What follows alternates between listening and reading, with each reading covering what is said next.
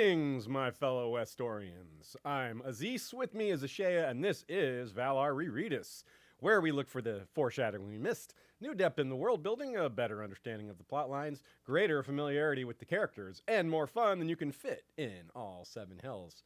You can support the show by joining us on Patreon. There's a lot of various rewards and benefits to joining us there, including getting certain episodes earlier, getting certain shout-outs from time to time, and, of course, being part of the team. We have a great squad running for a long time, and it helps us create episodes like this one. And also a shout-out to our good friend Joe Buckley, who's been contributing to all of the Valar Rereadis episodes. But I want to draw extra attention to his book, The Castles of Westeros. It is out, it is available, and I hope you get it, and I hope you enjoy it. I'm sticking with my plan that I started last week of not having coffee during the stream. At least one person commented to say they could tell a difference, and so I'm going to run with it. I feel like I'm a little more even-keeled, not trying to rush as much. Today, we have our final set of A Clash of Kings chapters. And that's going to start off with Arya 10, the one where Roose hunts wolves, a.k.a. the gang escapes Harrenhal. Followed by Sansa 8, the gang divides the spoils of war, a.k.a. the one with Sansa's new hairnet. Theon 6, the one where Ramsay captures Theon, a.k.a. the gang sacks Winterfell. Tyrion 15, Tyrion Lannister, the face of Plasterly Rock, a.k.a. the one where Milk of the Poppy leads to Tysha dreams. Jon 8, the gang kills the Halfhand, a.k.a. the one where Jon joins the Free Folk. And finally, Bran 7, the gang splits up and heads north, a.k.a. the one where Hodor opens the door. Opens the door, yeah. Before he'll hold the door, he'll open it.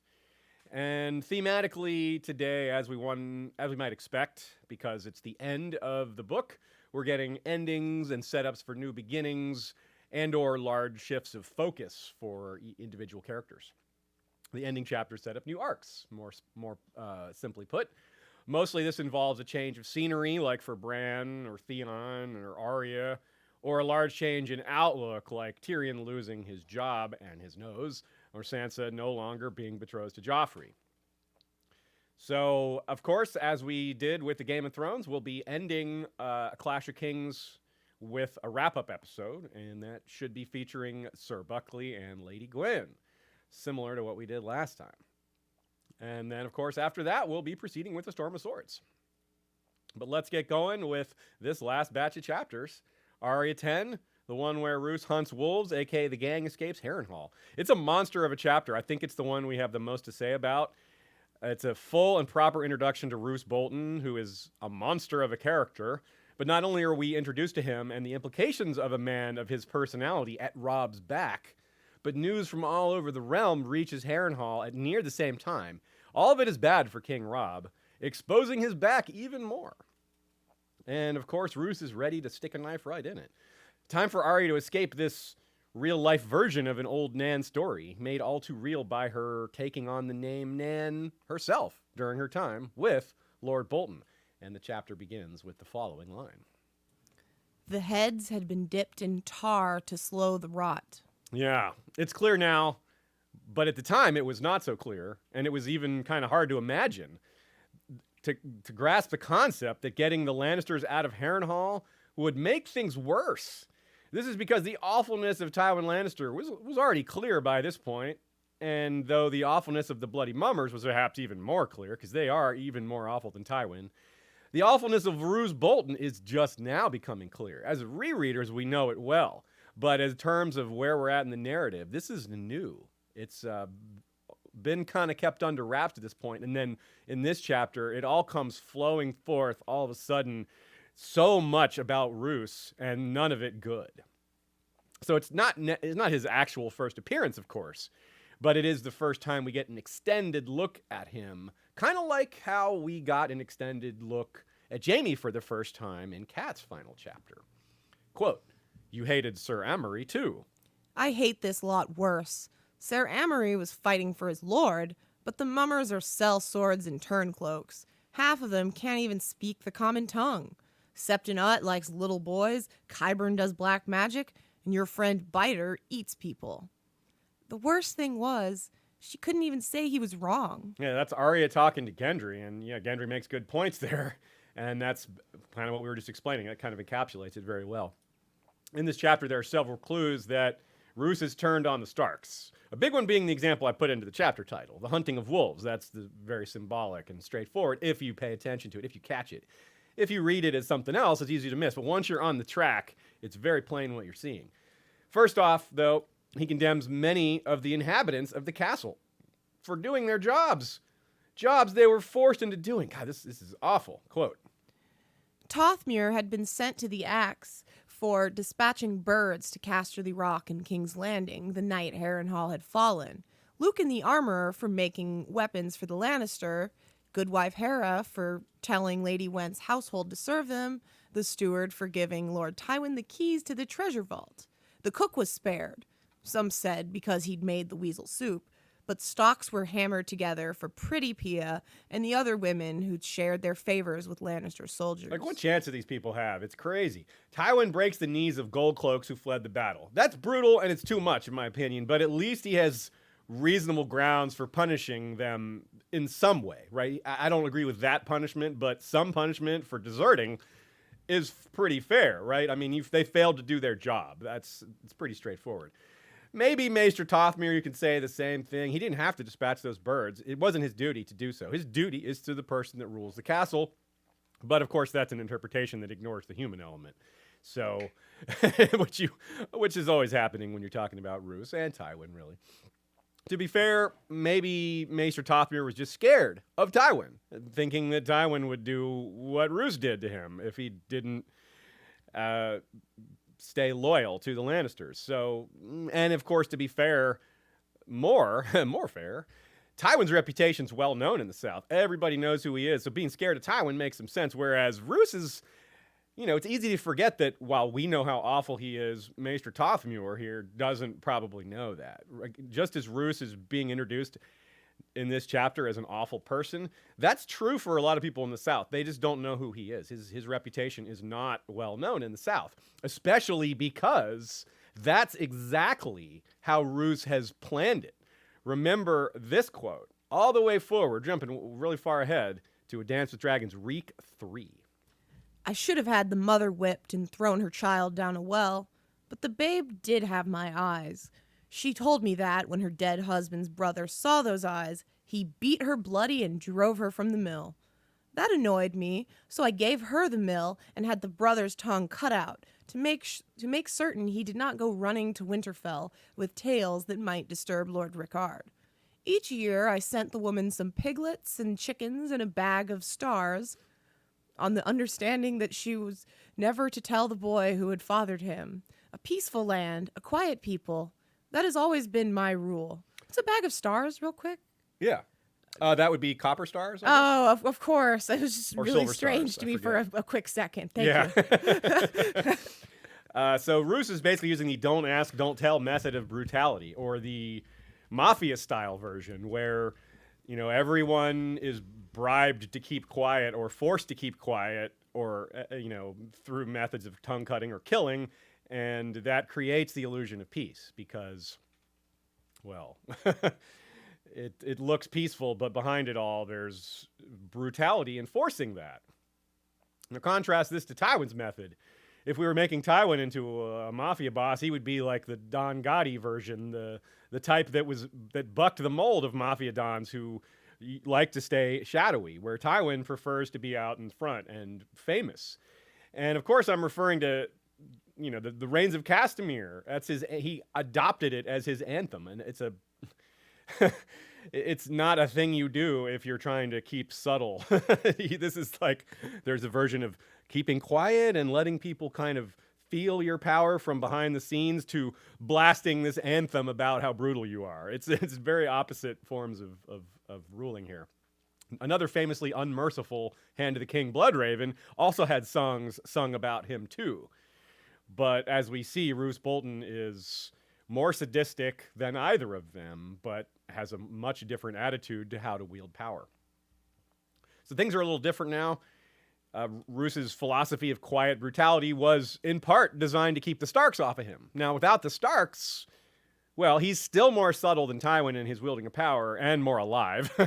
But even psychos like Tywin and Roose have nuance with regard to their brands of evil. And we're seeing here that Roose, as brutal as Tywin, maybe more so, is still very different in a lot of ways. Tywin also was trying to repair the reputation of his house as it was reduced to its former state by his father Tytos, who was, in Tywin's mind, an embarrassment. Misguided or not, that's what he was doing.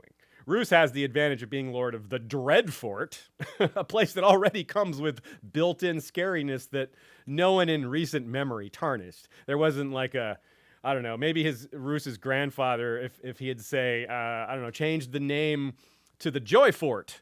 Well, that would have made Roose being scary a little harder. He would have been like, that's the guy that rules the Joyfort. Who's worried about that guy? No one renamed it the Breadfort a few generations ago, right? It's still the Dreadfort with skulls and flayed imagery everywhere.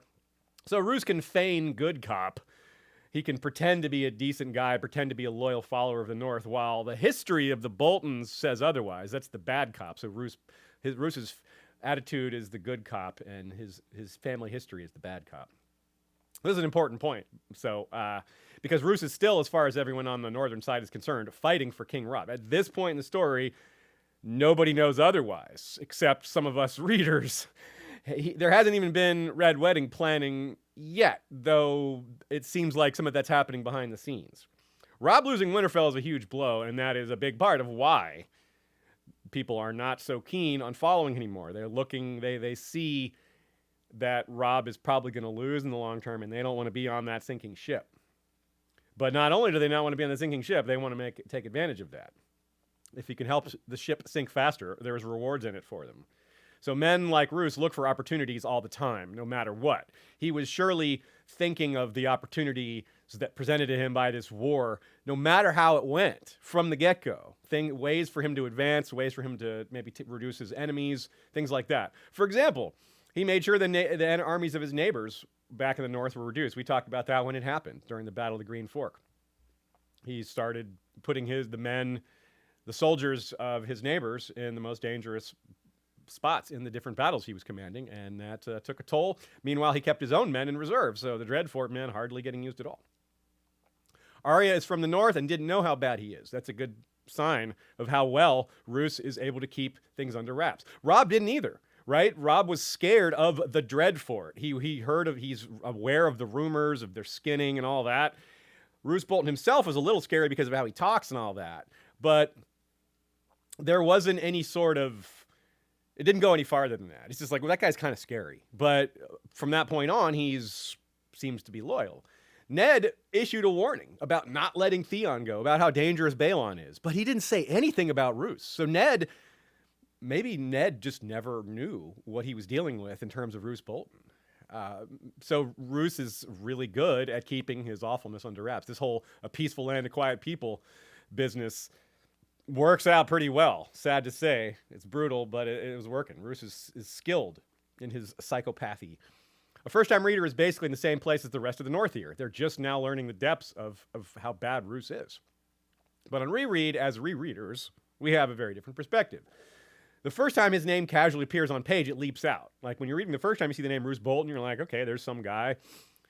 But now, the second time, third time through, the minute you see that name, you're like, oh, there he is. Pay attention. He's given that command to the Green Fork contingent because he seems like the better choice. Catelyn and Robb are like, yeah. We're like, oh, no. There's first mistake, y'all. Stop. Just kill him now. But by this point, he has already married Lady Walda. There's some hints of him preparing to play both sides, or at least positioning himself to take advantage of however the situation plays out. So you wonder how much coordination he's had with his son, right? Ramsay's been up there pushing the envelope, and of course, we're going to see by the end of this set of chapters today, he's going to take Winterfell and destroy it. How much was Roose involved in that? How much did he tell Ramsay to do this? Did he suggest if the opportunity presents itself to do it? Or does he think his son is dead? Because, well, that's the news that came from the north, that Ramsay was killed. So, but I assume at some point Roose found out the truth that his son is alive, because Ramsay did get to go back to the Dreadfort when Theon sent him. At that point, maybe there was a message, or at least the ability for him to send a message to his father. It's harder for him to send messages to his father because Roose is out there on campaign, moving from castle to castle. By the time word reaches him that his father's at Harrenhal, it might be too late to send him a message, etc. But Roose could send a message back to the Dreadfort and, not have to worry about anyone else intercepting it too much. So, yeah. We know just how dangerous and terrible Roose is, how casually he inflicts unimaginable pain and suffering, how incredibly unfair his sense of justice is. Whew. I think he manages to exceed Tywin in the belief that the nobility are infallible. A man like Stannis has difficulty perceiving the life of a common person. A man like Ned Stark even has trouble with that. He tries a little bit, but they don't get just how bad the life of a peasant can be. So with that, you can be accidentally cruel. Someone like Ned even can be accidentally cruel. But whatever burdens Roose chooses to inflict are entirely a matter of his whim. It doesn't matter if he understands their lot, because to him, their lot is whatever he says it is. There is no sympathy, nothing at all, no hint of compassion, not even a shred. Tywin uses brutal methods to enforce his will. Roose does the same, but he believes that they deserve it. Tywin is more strategic about it. Roose is just simply callously cruel about it. They make for an interesting comparison, Tywin and Roose. And because they both hold Harrenhal, it's easy to find these direct parallels, especially because it's almost consecutive for them. But Roose's treatment of the commoners here also reminds me of the case that's coming, Davos, Stannis, Axel Florent, and the case of Claw Isle and House Celtigar. It's an example that we've cited a few times. Axel Florent argues that the people of Claw Isle are traitors for bending the knee after the Battle of the Blackwater. Davos argues that they fought for their lord and bent the knee only when their lord did first, and says, well, what choice did they have? The counter-argument made is that everyone has a choice, that they should have fought against their lord, that loyalty to the king is more important. Sir Axel wants to make an example of the people of Claw Isle for that, citing all of those things and citing, again, this agency that they have, this so-called agency that I would say adamantly they don't have. Roose inflicts gang rape on a woman for daring to sleep with Lannister soldiers who surely would have beaten or killed her had she not. What choice did she have? The depth of helplessness suffered by these characters is really, it's a real rabbit hole of damn. It's just, it's harsh. It's really difficult to think about. But the point is to show us just how awful Roose is. He's just that bad. Not just in his sense of inflicting direct cruelty through pain, but just in this awful sense of justice he has. This logic, quote unquote logic he has behind why these people are being punished is just incredibly unfair. This speaks to a larger point, though. Until now, the Starks and the North have mostly been the good guys. We've accused them of some war crimes here and there, some light war criming, but it's nothing compared to what the Lannisters have done, especially the people in their employ, like the brave companions. So Roose Bolton's like a shock to the system here, causing us to question all of that prior categorization as to which side is better. The implications are deeper than Harrenhal, too. Even if we don't include what's coming after, Roose has been in charge of his army for a while, since the Battle of the Green Fork. What else has he done off page during his campaign? What other awful things has he done? What other horrible mockery of justice has he inflicted on small villages and towns that he's passed, unnamed places? Because he's been in charge of an army full of, that in his control for quite a while, months and months, and you just that implies a lot of atrocities. Let's not think about it too much, but the point is it's awful. So this kicks off what becomes a much bigger theme in A Song of Swords, and then A Feast for Crows. Robb's side loses a lot of its shine, meaning a lot of the nobility, the justice of their cause really falls apart when we start getting into who some of these people are. Some of these lords are not high-minded people. People like Lord Karstark are very petty and bloody, where Roose is, well, we just got through describing him. We don't need to go through that again, but point stands. As these individual faces and personalities and goals of these various northern and river lords, not just northern lords, come into play, well, we're way past the point where we're yelling king in the north and feeling excited about the future. The reality of war is, as George is telling us, even the good guys are not the good guys. They just might be less bad. That was the cheering, the King of the North moment when they're all cheering there. That's their Knights of Summer moment. They should have known better. So many of them being of the North, after all. They should know better. But the Southerner, Catelyn, was the one right to feel dread in that moment. She's the one that saw this coming, maybe not this exact thing coming, but it all falling apart. She knew or feared that it would all fall apart. And this is very clearly happening in this chapter. If it wasn't notable already, this is a major milestone. Reality is a slog, right? Carving out a kingdom is an incredible feat. And if we're thinking about it from a strategic point of view, making the Riverlands the frontier of your war is really, really tough. I mean, that is the most difficult kingdom to defend. It's in the middle. It's surrounded on all sides by other kingdoms. It's got the most kingdoms that border it right there. That tells you a lot. It's more potential enemies on its frontier. So, yeah. All these nameless lords were caught up in the moment. You know, they're remembering now, though, after the campaign's been going for a while, that they're individuals, that the goals of King Robb are not necessarily their goals, and this over time these problems get larger, and over time too the story reveals these details, these differences. They become more clear to us, the reader. Had this stayed a trilogy, we wouldn't have had time for that. We wouldn't have had time for this depth of these characters. The Northern Army would have probably remained more monolithic, and the Southern armies as well. But this is not a trilogy, and it turns out Robb's lords aren't all like the Great John, badass, loyal, and simple, or the Blackfish, badass, loyal, and cunning. Some want to protect their people, but also want glory, like Edmure. Some are bent on revenge, like I said, Rickard Karstark. Some aren't going to be happy with a broken marriage contract, and some have cruel and ambitious monsters, and they're just hiding in plain sight. So no one exemplifies this concept of these individual personalities and how different that makes the picture than Roose Bolton himself. No one pushes that envelope more than Lord Bolton. There's something more terrifying about a guy that can be this evil, yet so skillful as to remain hidden for so long. In many ways, he's more dangerous because he doesn't have that same level of pride that, say, Tywin or Stannis or maybe even someone like Robb have. It's kind of ironic, though, isn't it? Roose is less gray than almost any character we've seen. Yet by placing him on the northern side, the side we've been, again, conditioned as readers to root for, well, that's a rude awakening. All of a sudden, we're like, well, he makes things gray, even though he's one of the most black and white characters there is. So that's really neat to me. I mean, if Roose had been on the Lannister side, he would be it wouldn't be shocking. It would just... We'd be like, oh, this is another person under Tywin who is allowed to be awful because Tywin allows that sort of thing. But under Robb, it creates so much interesting conflict. So to sum that up, I suppose we could say that George makes us love the North and then reminds us why you should never love war and never just love everyone just because they belong to a group. The grayification of the North is a major theme of A Storm of Swords. So this is kind of a setup for that, this ending of the Clash arcs. The fact that Roose crosses paths with Jaime, a character who, as much as any, shows us the same theme in reverse, right? Jaime goes from kind of, not monolithically bad, but a clear bad guy at this part of the story, to becoming gray, to becoming there's good things about this guy. He's not necessarily redeemed, but he's interesting and conflicted and does some good things.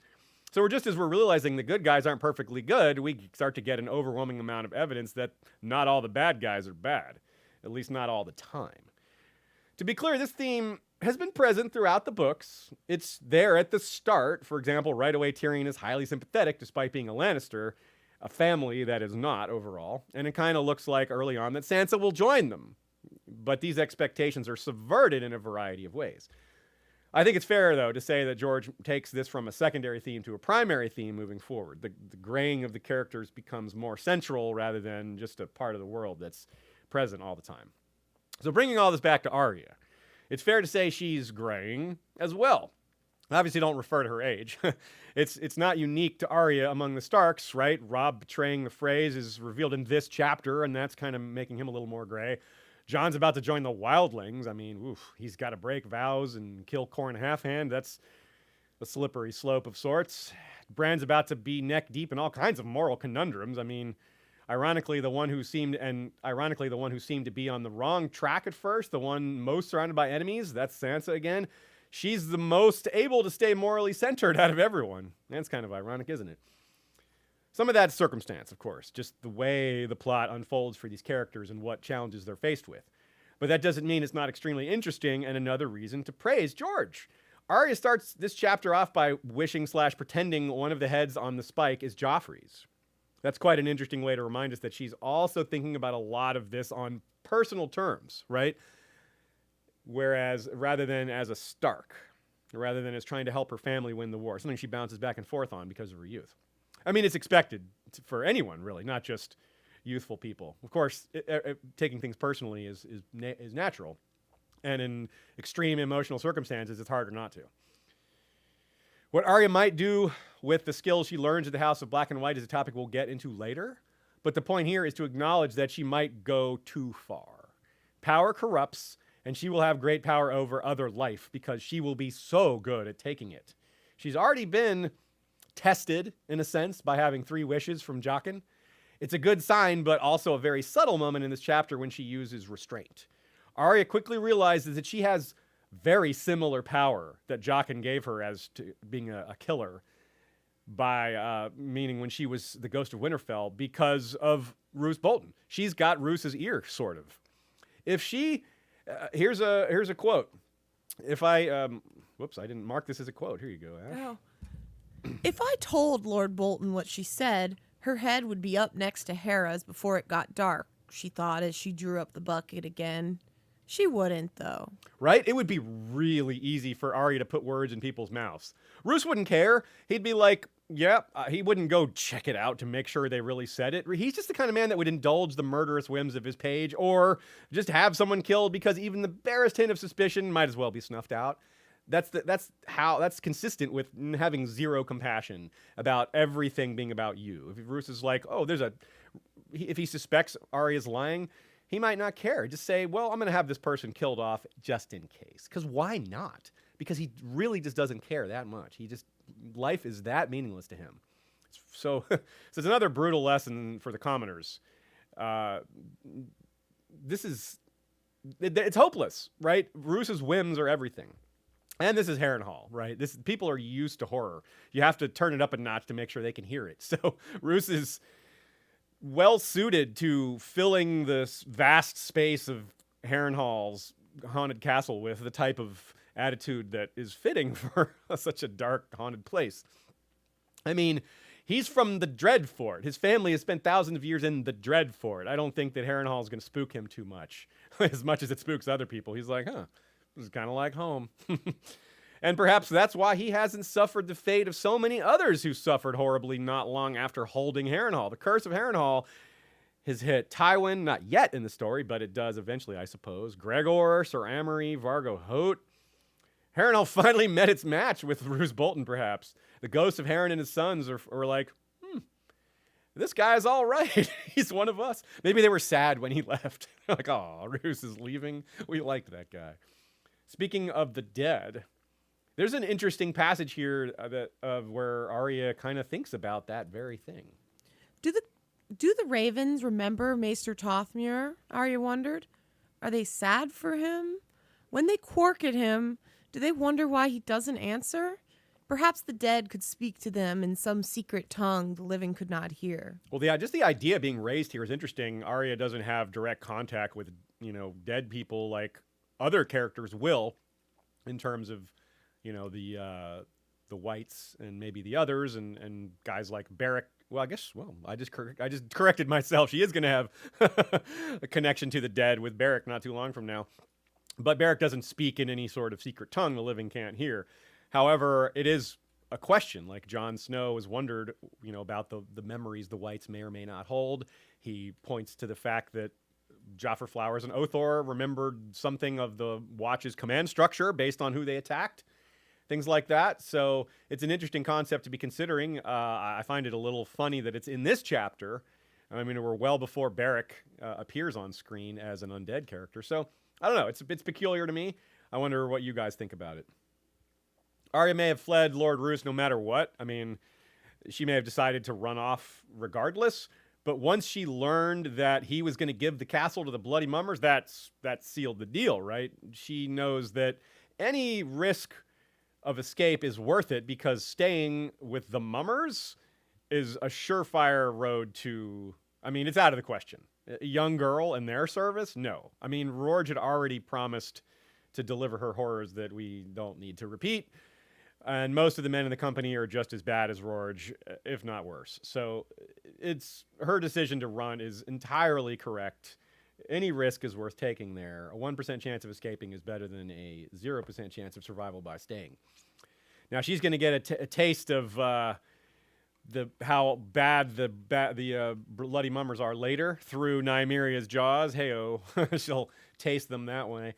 She probably didn't need to learn more about them to get the notion that running was the right move. But just in case, this chapter adds more atrocities to their ledger of horrors.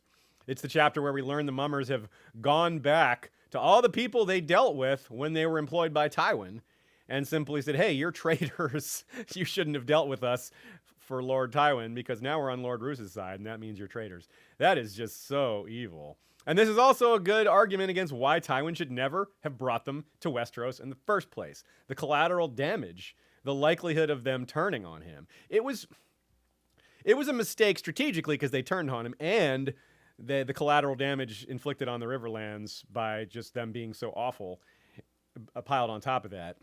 Yeah, well done, Tywin. So Roose Bolton, again, somehow he thinks leeches are helpful to him. He's of this belief that they're good for the body, good for the blood. And this is part of why this chapter is as much about him as it is about Arya, if not more so. It's just loaded with clues that he's important. Giving up his own blood to gain strength, culling the weakness in himself, making him seem a little bit like a vampire. It's addition by subtraction, but without any calculation, just... put some leeches on and let them fill up. Of course they'll take the bad blood, not the good blood, because why? It's just this inherent arrogance that thinking that the leeches will be, superior, like powerful because, or grateful because Roose is giving some of himself to them. And like lesser beings don't deserve Roose's blood. There's power in king's blood, right? And Roose's, I don't know. The Boltons used to be kings, so no Melisandre nearby to make use of those leeches, but the concept is there. It's very interesting. It's meant to just show how awful he is. There's just all these strange things about Roose that maybe they're not clear why he does it, but it's clear that it's awful. And is this a Bolton family tradition? I mean, maybe not the leeches part. It might be. But a house with a tradition of flaying probably doesn't stop there, right? They probably have other things they do that are brutal that aren't just flaying, right? I mean, almost every institution that's a product of humanity, every pastime, every aspect of human society has some sort of moral scrutiny attached to it, right? Everything is ruled to some degree by social pressure. The Dreadfort is where those notions of accountability go to die, well, to be tortured to death. Because, I mean, it's always seemed a little odd that such a place even exists. It only works because it's been around so long. It can't have been built recently. Recall what I said about how it's not just old supernatural powers awakening. That's a big theme of this book, is the old ways returning, old powers returning. But it's also true for these old cultural traditions. The old way of the Ironborn, for example, that's a prominent one. Later, we'll have the rearming of the faith. And supposedly the Boltons don't really have a room full of human skins, do they? Do they? I really wouldn't be surprised if they actually do. Such a thing does exist at the House of Black and White, right? Now, I see no connection between the House of Black and White and House Bolton other than, the skinning stuff. But they, and they both do cut off whole faces, which is part of the skinning thing. But Arya's in the middle of these things, and that's interesting, that she's facing down the Lord of the Dreadfort in advance of heading to Braavos to, well, learn about that. So a lot of the page duties Roose gives to her are going to resemble the menial tasks that Arya is going to perform in Braavos. Pouring wine, just being at table, just doing really menial basic tasks. I mean, compare handling leeches to handling dead bodies at the House of Black and White. So There's a lot of things that are in common, but they're minor things. Still, they can't help but draw our attention to those connections. Later, Roose Bolton's going to expound on how some of the worst traditions of the North actually still exist. So keeping on that theme of old ways. Even on this side of the wall, but people know better than to flaunt things like the first night and, well, as he says, even the gods only see half of what people do on Skagos. So not only does the Dreadfort have an unspeakably horrific past, cultivated by a thirst for torture, completely uninhibited by any of that social convention, over thousands of years, they've also apparently spent some time honing their ability to keep that all under wraps, right? I'm guessing that Roose wasn't the first one to be good at keeping Bolton atrocities quiet. I imagine that's something that's been passed down. And that's changing, apparently, because Ramsay does not agree with his father on that. He rejects that notion. He is loud and aggressive and brutal and blunt. He's not subtle. Well, he is a little bit subtle. The South, it knows itself more than it knows the North and the Iron Islands. And the historians reflect this, right? Or histories reflect this. So with apologies to the sister men who suffered greatly at the hands of the North, the Boltons have historically been a purely Northern problem, right? Their atrocities have been limited, for the most part, to the North. And so the South, that's part of why the South doesn't know as well how bad they are, how bad their history is. A Song of Ice and Fire is one of those rare times when a Bolton is actually loose in the South. So it's something that's very outside of normal patterns of history. Neither side knows what they've done by allowing a Bolton to be loose in the South. Here's a quote. It's said that direwolves once roamed the north in great packs of 100 or more and feared neither man nor mammoth, but that was long ago and in another land. It is queer to see the common wolves of the South so bold. Terrible times breed terrible things, my lord. Bolton showed his teeth in something that might have been a smile. Are these times so terrible, Maester? Summer is gone, and there are 4 kings in the realm. 1 king may be terrible, but 4? He shrugged. Nan, my fur cloak. This is the line, or a line, that perhaps inspired the TV version of Chaos is a Ladder. Roose is using the war to move up in the world as skillfully and ruthlessly as anyone else, as good as Littlefinger, who is the one who actually says that line on TV, of course. And just the fact that Roose can't even smile properly is another just big clue that he's bad news. I mean, there's so many clues, you don't need that one, but George is piling it on. He's just leaving no doubt. This man is bad news. I mean, he can't even smile right. Like, what? There's another thing that connects him to Tywin, sort of. Like, Tywin doesn't smile. And people who aren't used to smiling are going to look a little awkward when they try to smile. So this just shows that Roose Bolton is not very practiced at smiling. It's a position his face is unused to doing. So Arya is going to slowly get the secrets of the House of Black and White given to her eventually. And that's a point in extreme opposition to Roose here, who is explicitly the type to hoard secrets. The scene in this chapter where he burns a book, according to George R. R. Martin directly, is about that. The book's contents are not terribly relevant. The point is simply that Roose doesn't share, that he is the type of man to destroy things rather than share them. He wants that info for itself, no matter how trivial, no matter how unimportant, it's for him only. He doesn't think it's not the kind of thing that gets spread around. With Maester Tothmere dead, the Ravens are in the charge of Qyburn. It's likely enough Roose is already in contact with Tywin at this point. From his perspective, sure, Robb hasn't lost a battle, but he's lost Winterfell, and the Lannisters have won at King's Landing. Renly is dead, and Stannis' strength is gone. It doesn't take a genius to see that the Lannisters are doing really well, especially because they also now have Highgarden with them. So Roose acts as if he's thinking about it. He's talking to the Freys here, and he says, yeah, I'll think about what you said, and then tells them to leave. But then he immediately starts selling Robb out. It's not super clear because it's done strategically by moving soldiers to a certain place and doing certain things, which is not very clear what that means.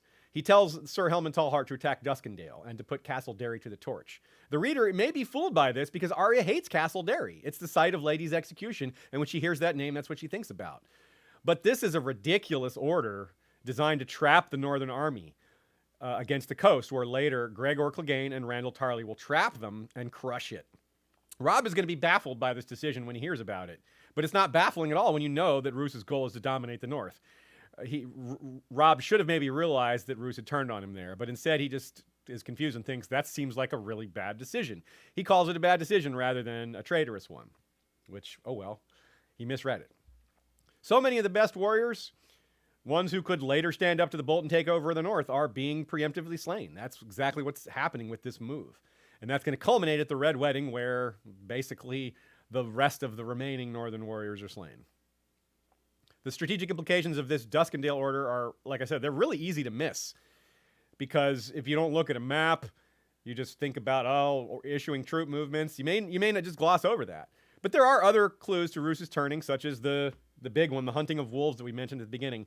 But the detail level here gives even more evidence. He kills 7 adults and 2 pups, 9 wolves in total. That's the number of points on Robb's crown. 9 points on the crown of the North, the King of Winter, the King of the North and Riverlands. 9. And the 2 pups are surely meant to represent Rickon and Bran, where false news of their death has just reached Arya here in this very chapter.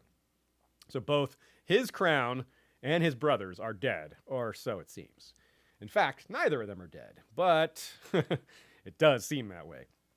Qyburn's another character we'll get into more detail later. We're bringing him up here, but his time at Harrenhal must be noted in light of the things said about him. Quote, "Though he wore maester's robes, there was no chain about his neck. It was whispered that he had lost it for dabbling in necromancy." He's later going to animate Sir Gregor, as we all know, so there's the necromancy plain as day. But I wonder if he filled out his knowledge of black magic at Harrenhal. Mad Danelle Lothston was said to have delved into black magic as well, and that was only she was taken out, removed from her rule of Harrenhal only about 70 years ago. And so maybe there were some books left behind that were referred to by Qyburn during his time there. And for more evidence of this, well, what name does he give Sir Gregor? Sir Robert Strong, right? Well, who ruled the Harrenhal before the Lostons? The Strongs. So for whatever reason, Qyburn named his creation after a house that held Harrenhal. So yeah, it's possible he got some additional necromantic information from being in Harrenhal. Arya has a pair of interactions with Elmar Frey, who is Roose's squire. The first interaction indicates they interact regularly. It says that she shows familiarity and describes several interactions with him in the past, and that makes sense. He's Roose's squire and she's his cupbearer, so obviously they're going to be in proximity. The second interaction they have is one of the great jewels of George R.R.'s trickery in this book. Quote, "My princess," he sobbed. "We've been dishonored, Aenys says. There was a bird from the twins. My lord father says I'll need to marry someone else or be a septon." A stupid princess, she thought. That's nothing to cry over. "My brothers might be dead," she confided. Elmar gave her a scornful look. No one cares about a serving girl's brothers. It was hard not to hit him when he said that. "I hope your princess dies," she said, and ran off before he could grab her. Of course, her brothers are not a serving girl's brothers. They're princes of higher rank than Elmar Frey. And Arya herself is the stupid princess. She was betrothed to Elmar. He didn't know it was her, and she didn't know about it at all. She didn't know she was betrothed to anyone. It was arranged way back in a Game of Thrones Catelyn 9 while Arya was in King's Landing learning from Syrio. She never heard anything about it. The reason for the broken betrothal, of course, is yet another stunning turn of events and blow to Robb's campaign, all packed into this one chapter. The news that Robb has broken his vow to marry a Frey. The more important of the two marriages agreed to when Lord Walder joined Robb and gave his army crossing. The other, of course, being Arya's. If this is your second time through the books, the weight of this chapter must feel great. It's a very heavy chapter. A lot of us, self-included, didn't see that Robb's campaign basically ended right here in this chapter. But that is indeed the case. If anything ended it, besides his death, the Red Wedding itself, I think this is the point. And on top of all this, again, good Lord, a lot happens in this chapter. She has a peculiar moment at the weirwood tree when she prays. It's a totally different part of the chapter here, totally different thing, but it's awesome. Quote, "For a long moment there was no sound but the wind and the water and the creak of leaf and limb.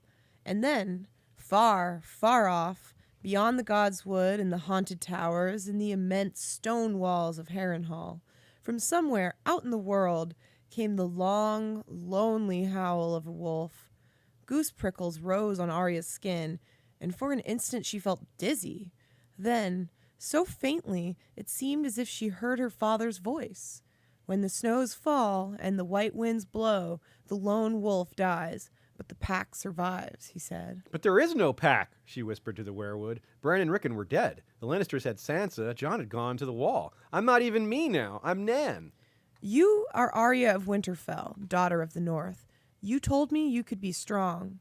You have the wolf blood in you. What is all that about? The dizziness, the conversation? It's really interesting, and it's supernatural, probably. Unless it's all in her head. But whatever it is, it gives her strength. She breaks her broomstick, resolves to leave, feeling the call of the wolf pack. It really emboldens her. It's a serious trope buster, though, this exit of hers. Earlier I said it was good that she rejected the power over smaller people she gained by having Lord Bolton's ear. But here she uses it to help herself escape when the stable boy balks at giving them horses late at night. Quote, Lord Bolton is not in the habit of being questioned by servants. She crossed her arms. The stable boy was still looking at the flayed man. He knew what it meant. And it's as simple as that. As she takes the last step of her transition from Nan to Arya, there's the proverbial gatekeeper, this guard that is preventing them from escaping. In so many stories, the being at the gate is, a troll or a sphinx or it's just a guy in a ragged fur cloak this time wearing chainmail. But they always require payment, right? They always got to pay the gatekeeper, no matter what form the story places. You got to pay the troll toll to get in. Exactly.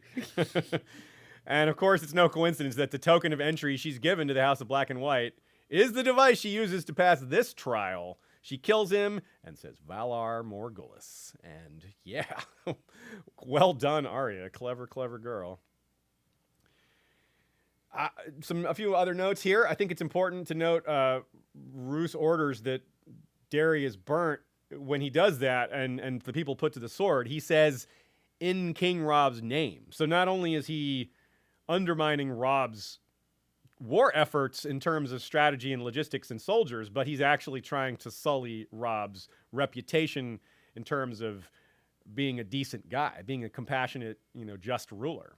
So it's another way that Roose is working against Robb that's pretty subtle, but very noteworthy. Good wife Amabel, she subs up the ridiculousness of these punishments, but not in a way that, not in a way that speaks to her hating it. It's just, she goes along with it. It's so bad. Here's the quote. Harrenhal pulls them all down in the end. Lord Tywin's won now. He'll be marching back with all his power, and then it will be his turn to punish the disloyal. Jeez, I mean, right? She doesn't intend to Amabel pointing out the cyclical nature of war and how anyone involved can be painted as criminal. If they use Roose's logic, right? They're all just doing like the nobility would do, even though they're the ones being carved up by this process and this unjust system that they're living under. She's reveling in it, even though it's going to get her killed. It's awful and unjust. It's like Stockholm Syndrome almost. They're grateful for the boot stomping on them. In another universe, great call by Joe Buckley here. If Qyburn had stayed with Roose Bolton and gotten to be the maester at the Dreadfort, oh boy, yikes. That's a match made in hell. Good thing it didn't happen. Him pairing up with Cersei is bad enough. Couple of random thoughts and takes from y'all. Looks like several super chats here. Thanks, y'all. Alicia LMH, River Missoula, 666. Thanks. Just wishing everybody a happy solstice. Catherine Hansen Furseth, catching you live, aka the one where the kids are sleeping. Very good, yes. I really liked that. That was really funny, yes. I appreciate that. I know a lot of you guys have lots of real-life duties that keep you from catching these live sometimes, so I really appreciate when you can and when you let us know. And she's watching from Norway, so it's a bit later there, too. Ainsley Mickle-John Griffiths says Ashay is the best, and we certainly agree. Scott Wortman says, if Tywin brought the Bloody Mummers, did he bring Dothraki across the poison water before Daenerys? Technically, he did, because there's a few Dothraki in the Bloody Mummers. Only a few. But yeah, that's funny. I never thought about that. Scott Wortman also says that Alice Rivers was there too, in terms of mentioning Qyburn and Harrenhal and black magic. That's a good point. Alice Rivers did a lot of magical things there. We did a whole episode on her, the Witch Queen of Harrenhal, in our Fire and Blood series. So notably, you've worn your Winterfell shirt you're wearing now. Yeah. Two other times, one of which was in Alice Rivers. Oh, really? Did I? Yeah. I wonder why I wore that one for that one. I don't know why, but I looked at the spreadsheet and just fun fact for everyone. Right on. So speaking of, shout out to Hema Helminth, a.k.a. Tommy Pappas, who did a History of Westeros spreadsheet for the shirts we wore to help us track all that. And in that, we have sort of been able to, well, he was sort of able to track down where we purchased a lot of them. So if you're ever curious where we got one of our shirts, some of them are out of print now, but you could always ask us through email or in our Facebook group or even on Flick or our Slack channel or any other various ways you can contact us and ask us about a particular one. And if we're able to tell you, we will. In line with this chapter, as I've said, we're going to do a Where Are They Now for Arya's time in Harrenhal, and that is going to be recorded shortly after the recording of this episode. So that should be out during the week, probably alongside the episode itself, maybe slightly after. It'll contain, well, things like the Dothraki Bloody Mummers, and the other Bloody Mummers, and the people working at Harrenhal, and Gregor's men, and things like that. So we'll keep track of where they're all at, and helps us keep track of so many characters in this story, right? Tree Girl says, in this chapter, the Night Wolf is born. That's her interpretation of what's happening in that scene. It doesn't, fully explain why Arya is dizzy and what's really happening as far as the supernatural underpinnings of that speech there, or that communication with the tree. But symbolically speaking, I definitely agree. She snaps the broomstick over her knee, feels that power of being part of the pack and all that. So yeah, I agree with that. But also, she notes that the way she's lying to Gendry, she exaggerates some things to get Gendry to come with, to compel him to escape. And this is maybe a little bit of groundwork for the lying game, or the waif is going to say she's bad at lying. And, well, she was good enough in this case. She lied to Gendry successfully, and then she lied to the guard. So imagine when she's really good at lying. Stephanie points out that note how Arya already has no qualms about killing. She doesn't really have much. She doesn't really feel much when she kills this guy. And yeah, I mean, that's just, it's part of it's a defense mechanism. If she were to feel suffering or feel bad about herself for killing, then, that would just make it harder for her to do the things she has to do. But of course, most people would feel bad about killing, I think. And that is something that's different about Arya. It makes her interesting as a character. Stephanie the Peerless also makes an interesting point about one of the reasons the phrase may have turned on Robb, besides the more obvious reasons of the breaking of the marriage contract, but also the loss of Winterfell and also the losing of the war, but also maybe the lack of supplies. It's mentioned casually here that a lot of houses are going to suffer when winter comes, and that problem is obviously going to be larger in the north, and that's obviously going to be a bigger deal now that Winterfell has been sacked. So it's just more evidence for Robb's campaign and kingdom completely collapsing, and another reason to switch sides. Stefan B. also points to the breaking of the broomstick as a meaningful moment because it harkens to her keeping Needle later, as she sort of puts a lot of stock in weapons as part of her identity and part of her shifting of identities.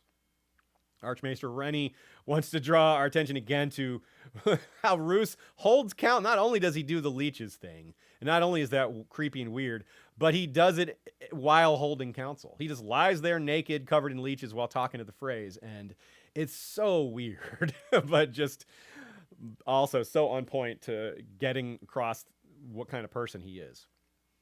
John O'Donnell says from Facebook, this is my favorite chapter in the entire series. It's the sort of culmination of the lessons George has given the reader. Way back at the start of Clash, we had Varys and Tyrion's conversation about subtext and the riddle about power. Here we have subtle conversations and a study of power and what gives it and how it transitions as events unfold.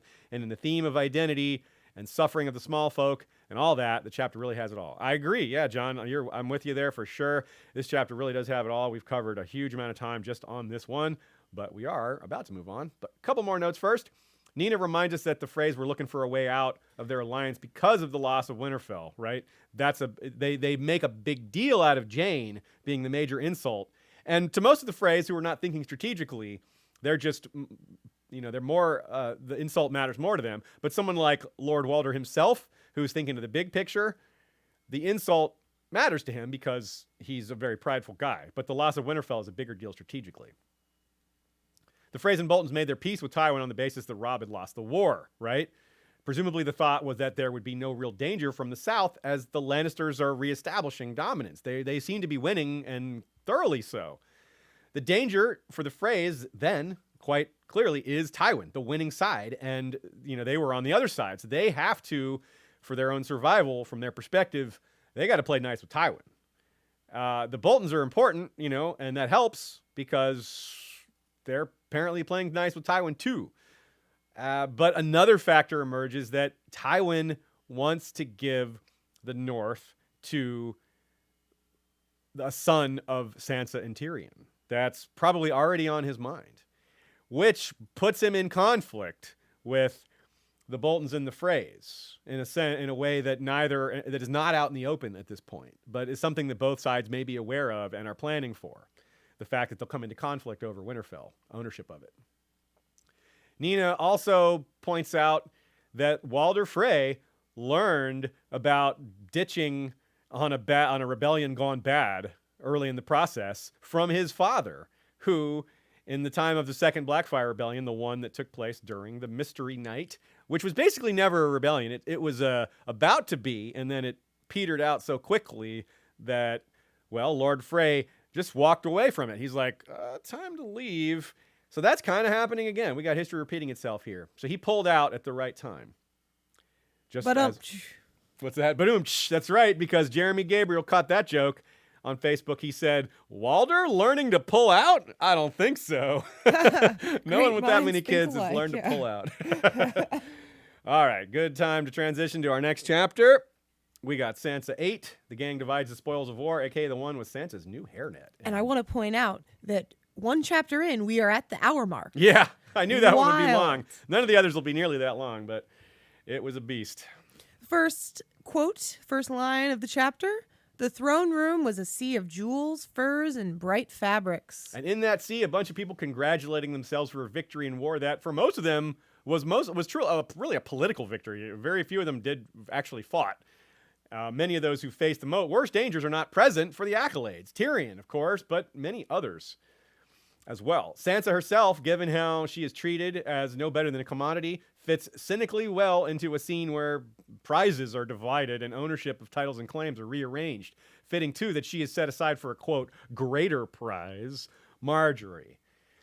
In a recurring tradition, a princess outside of the royal family, a qualifier necessary because of all the incest, is accompanied by a sworn sword, and some of them join the Kingsguard. Loras joins the Kingsguard alongside Marjorie becoming the betrothed to the king, and that's happened in a few other cases. For example, we have Ashara Dane and Arthur Dane at court around the same time. We have Prince Lewin Martell coming to court with Elia, and I think there's a few other examples, but that should give you the idea. Lancel Lannister is given Castle Derry. We just saw Roose send orders for the Lannister garrison there to be slaughtered. So Lancel is in bad shape, and he's about to take possession of a castle that's in really bad shape too. It's probably in Winterfell type bad shape, but in a better location.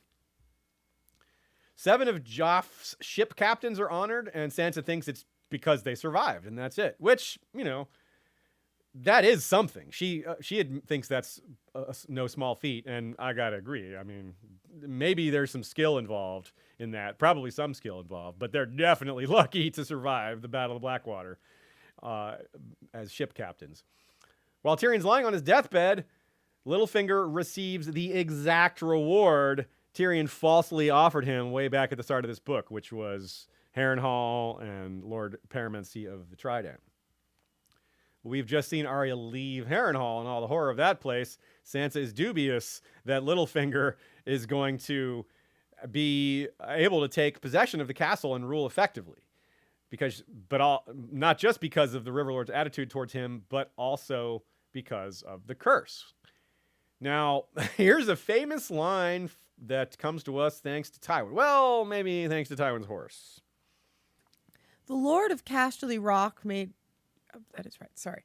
The Lord of Casterly Rock made such an impressive figure that it was a shock when his destrier dropped a load of dung right at the base of the throne. That's not so subtle, is it? Much has been made of this moment in the fandom over the years. A summary of some of these ideas. George is telling us that Tywin is not a good ruler. He's crapping all over the throne, using it for his family, not the realm. He is not what Aegon the Conqueror intended from a ruler or from a hand of the king. He's just lording over people by riding in on his horse. I mean, he could have walked, but nope, he's coming in on his horse. And the scene itself that's about to play out it's horse shit, right? So many of these awards given out are undeserved or exaggerated. Rewards scale based on your station. For one example of the horse shit here. If you're a commoner and you kill a lord in battle, you get a reward. But a knight or a lord killing another lord in battle gets an even bigger reward. Sometimes they get that lord's lands. Sir Philip Foote becomes Lord Philip Foote of Nightsong after killing Lord Bryce Cairn, for example. Bryce Cairn was a Knight of the Rainbow Guard, or a Lord of the Rainbow Guard in this case. Both. So it's also a bit of a joke, playing on that phrase, the king eats, the hand takes the shit. The hand's horse is taking the shit here, but same difference, same joke. And Tywin also shits on his own son. Zero mention of Tyrion in the scene outside of Sansa thinking of him. While he lies in pain, slowly recovering, fearing he will be forgotten or at least underappreciated, he's right. This chapter comes before we get that fear from him, though. He's coming, his chapter's a few from now, and that's when he's going to be paranoid about missing out, and he's right. It's worse than he thinks even. His father doesn't acknowledge his contributions to the war at all in this scene where people are just tripping over themselves to give each other praise.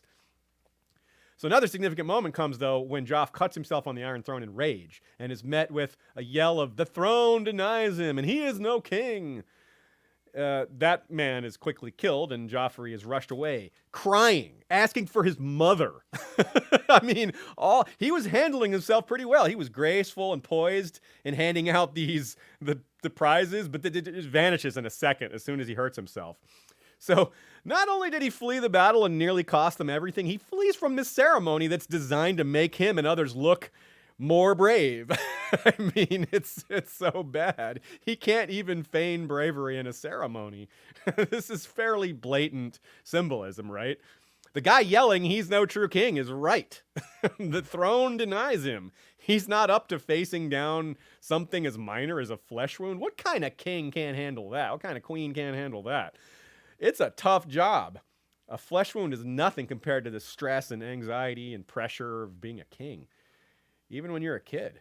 Hating Joffrey aside, bleeding all over the throne as he divvies up a new kingdom, a kingdom just won by blood. That would have been pretty badass if he had just stood there bleeding all over the throne, continuing to do his thing. That would have looked cool from a lot of people's perspectives. Like, he's tough. Instead, he runs off yelling for his mother. He's really proving that he is indeed no king at all. And, of course, part of that is wrapped up in the subtext that he's not actually Robert's son. He'll certainly offer even more evidence that he's unworthy in A Storm of Swords. I mean, there's plenty more to come before he finally dies. But for now, it's enough that we point to where George has left us. The throne has been won by force, yet it sits empty. It's not over.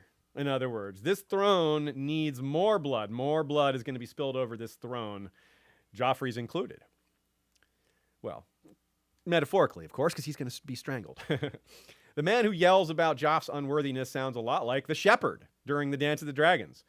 And that's noteworthy. I don't have a whole lot to say about that, but, angry religious dudes yelling about prophecy and worthiness and being like the street preacher kind of guy, just yelling no matter how against everyone else they are. Kind of similar. Varys is seen talking to Littlefinger, and it's a reminder here that Varys has been off page for a while. We haven't heard him speak a line in several chapters. He hasn't been a part of the battle. So that's kind of interesting. There's a bit of a notable absence from him. I suppose he was preparing to run if Stannis won the battle. Like, obviously, no one knew the battle was going to be won until it was. I don't know that Varys could have been aware of the armies sneaking up on Stannis. I think that's outside of his scope. He maybe could have known, but I doubt it. So I think he was legitimately concerned as to who was going to win the battle. And he was prepared to leave if Stannis was the victor, because Stannis would not have had Varys continue in his position, almost certainly. Sansa is, of course, eager to run off, eager to leave, and briefly thinks being set aside is good. Dantos sets her straight just as he continues to manipulate her for Littlefinger, and a decisive moment comes. Sansa is staying put for now, unlike most of the other POVs. Most of the other characters are shifting in location. For her, the shift is her role in Joffrey's wedding, that she's not going to be. She's no longer going to be a bride, but she's going to be an unwitting participant in his murder. And he tells her they'll escape during the wedding and that wearing the hairnet is important. It's weird, right? Reading it the first time through. Why on earth could wearing that hairnet be important, right? But we do know. And he gives a hint. It's hard to believe because, like he says, it's magic. Really? Well, yep. Here's the quote. Lovelier than you know, sweet child. It's magic, you see. It's justice you hold. It's vengeance for your father. Dantos leaned close and kissed her again. It's home. Man, there's a lot of Dantos kissing her. Yeah, he's gross, right? Yeah, I just have to point that out. The bit about vengeance is our best clue. But we also saw enchanted amethyst against poison in a Dany chapter in Karth. So it's also made of silver. So magic, not really. But it's more just poison. I mean, it's a little magic. Yeah, sort of. Maybe. Home, though? No, definitely not. It is not home. It's Littlefinger's home. That's, of course, that lie that's been carried over for this entire arc of Sansa's pre-escape. Joe Buckley says that George takes a whole paragraph to emphasize how the courtiers are dressed in their best finery as if to prove a point. This is the kind of display that Sansa would have once been fooled by. She would have loved all this display and all the pageantry and glory of a court coming out to celebrate a victory. That would have been something that she would have been really all about not that long ago. But now, not only is she not swayed by it, not moved by it, but she doesn't even really, it's not even mentioned what she's wearing, which is a great point caught by one of our commenters. And that's something that she normally cares a lot about. She's, thinks about what she's going to wear and the importance of presenting herself. It seems to be mattering less to her. Not that it doesn't matter to her at all anymore, because it does matter. These, as we see from people like Melisandre, the trappings of power power does flow from them in no small measure. And Sansa's aware of that, but she's emphasizing it less. Before it was like the only thing, it was like everything, but now she's putting it in perspective. Joe also points out that the Tyrells seemingly have a checklist that they easily complete in this chapter. In a short stroke, they're instantly invested in all the major components of governmental rule. Loras on the King's Guard, Mace on the Small Council, Marjorie is about to become queen, and they've got family members left over, and more. Like, as we see in the next book, Tywin and Cersei are both going to be a little concerned with Tyrell incursions. And they're perhaps the best example of what I was talking about, how their rewards are kind of undeserved. They didn't lose much. They switched sides they didn't even really switch sides. They just took a side. They left Renly when Renly died, and then they joined the Lannisters and got to attack Stannis from behind in a very favorable battle situation and are reaping huge rewards for that, just for placing their power on the Lannister side. It's more about who they are than what they did. Another small point here that's worth catching. There's a lot of little tidbits here in terms of who's getting prizes and who's getting mentioned that are worth mentioning. Here's one. Lothar Brune to be raised to the estate of knighthood and granted land and keep in the Riverlands at war's end. That's one that is pretty easy to slip by. Lothar Brune is working for Littlefinger, and he seems to be a decent guy, not a good guy, but a decent guy. At least he does a good job of keeping Marillion from raping Sansa, or at least abusing her. And he's a character that's still alive, still around, so we want to know what happens to him. And if he's ever going to get this keep and lands in the Riverlands, he'd have to stay with Littlefinger for that, or maybe he doesn't, because it's promised him anyway. So we'll see about that. It's something to keep an eye on. Joe says that there's a case to be made here that Littlefinger is the largest villain in the entire series, at least to this point, and also an up-jump fool who isn't nearly as smart as he thinks he is, because so much of where he is now is pure luck, but a lot of what he's done is very skillful, and this is one of those examples.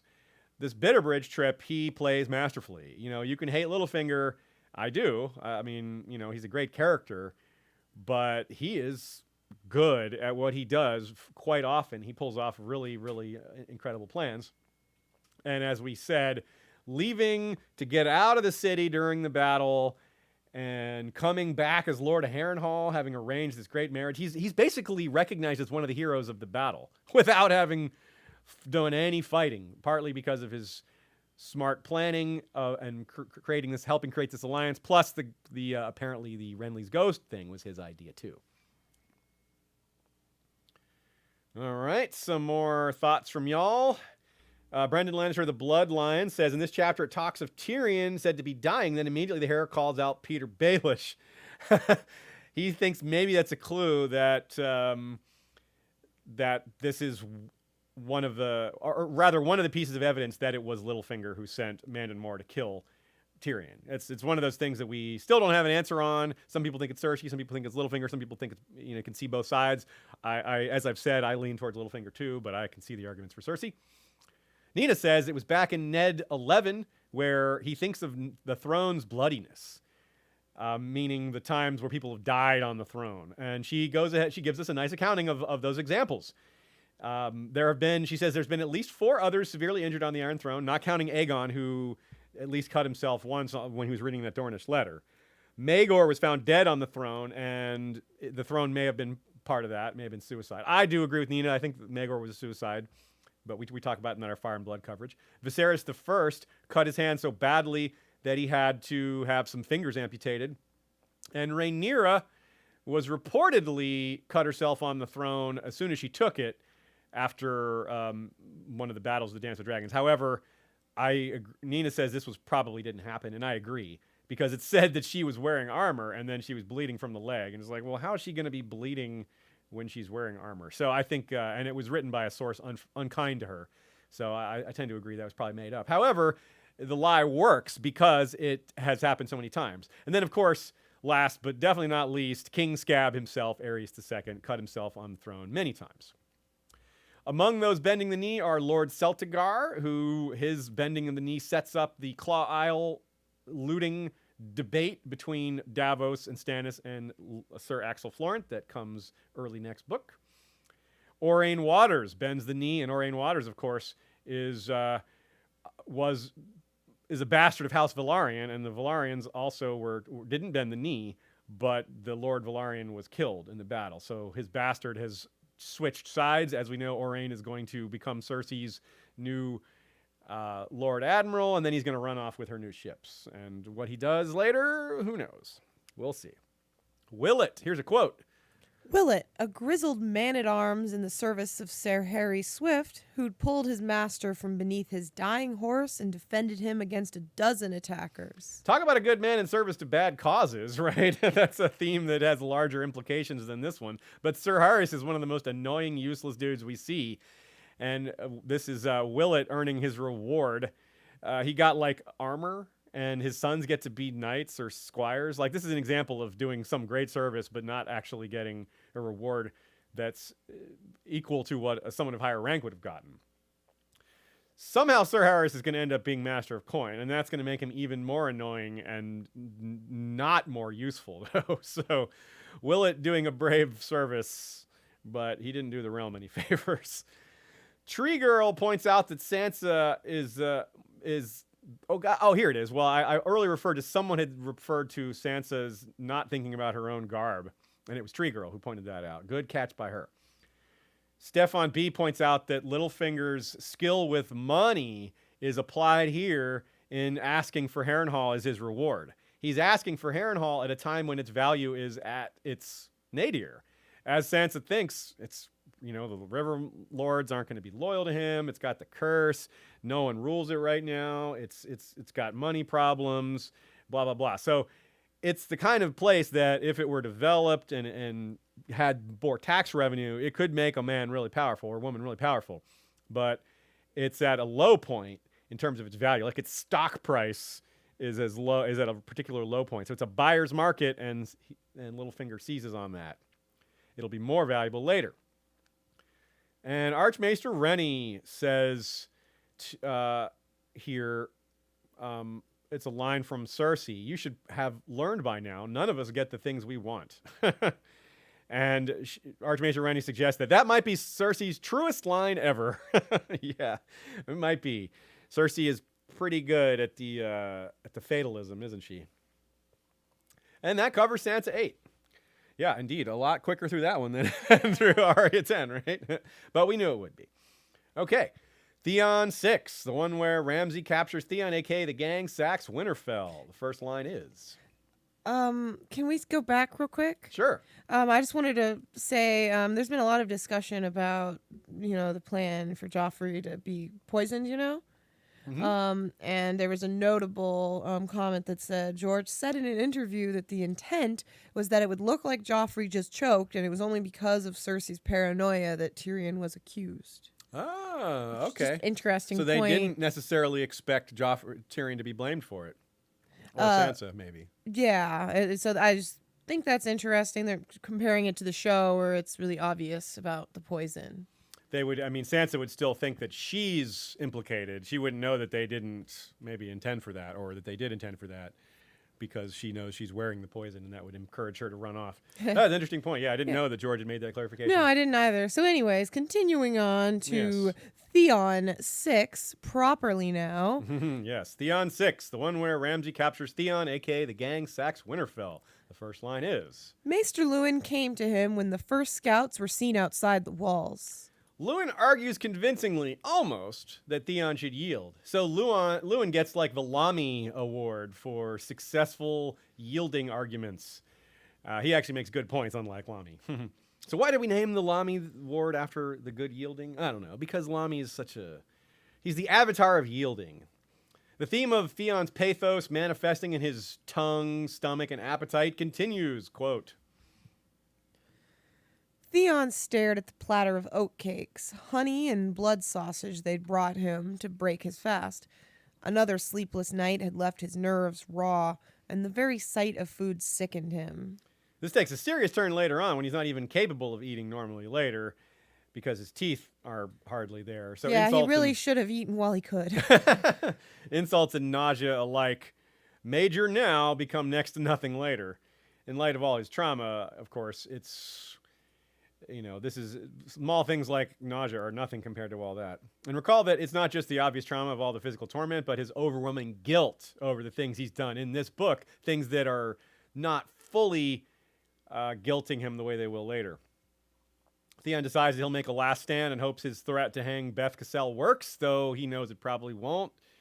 Unsurprisingly, not many are excited to join him in this. Wex does shame people into helping by crossing that line and staying with Theon. Not nearly as well as Tyrion, but Tyrion's cause wasn't hopeless. But still, it reminds me, Wex and Pod, Pod gets a lot of acclaim, but I think Wex deserves a lot as well. Theon claims he has no choice. He's almost not wrong. He did have a choice before, but with the castle about to be surrounded, he's reduced to the option Luwin reminds him of, which is the Night's Watch. He acknowledges to his other men, the ones that aren't staying, that they need to leave now or never. But he never really considers taking that chance himself. He does not want to give the castle up. It's like a two-pronged attack from his own psyche. He wants to prove himself to his father and to be a Stark, and giving up Winterfell, giving up both of those things. Well, in his mind they do. In fact, staying is giving up both of those things because he can't possibly hold it. Here's a quote from Sir Roderick. Sir Roderick's knuckles had gone white, but after a moment he took his hand off the sword hilt. Truly, I have lived too long. And that reminds me of a quote from the Dance of the Dragons. You have lived too long, nuncle. On that much we agree, Daemon replied. Then the old prince bid Caraxes bend his neck and climbed stiffly onto his back. So he notices, so the comparison obviously is people who are just worn down by the things they've had to do in life. Even the rogue prince Daemon Targaryen feels that way, a guy who lived his life as a pretty bloodthirsty man. So it's no surprise that Sir Roderick is just worn down by all this. He's much older than Daemon, and his daughter is being threatened, whereas Daemon is not in that situation in his time. He notices the heads of the miller's boys staring at him while Beth cries nearby, and it makes him speed up. Neither the living nor the dead children can he bear. He can't look at what he's doing nor what he's done. Actually, maybe correct myself slightly. Daemon had just had his lover threatened by his own wife. So it's similar. It's not his daughter or his sister, but it's something. So throughout his entire arc, Theon has had lots of choices, but so often he acts as if he doesn't. He often acts as like he's only got one choice here. It's part of his extreme narcissism. He tells himself that, what choice did I have, as a way to avoid guilt or as a way to avoid responsibility.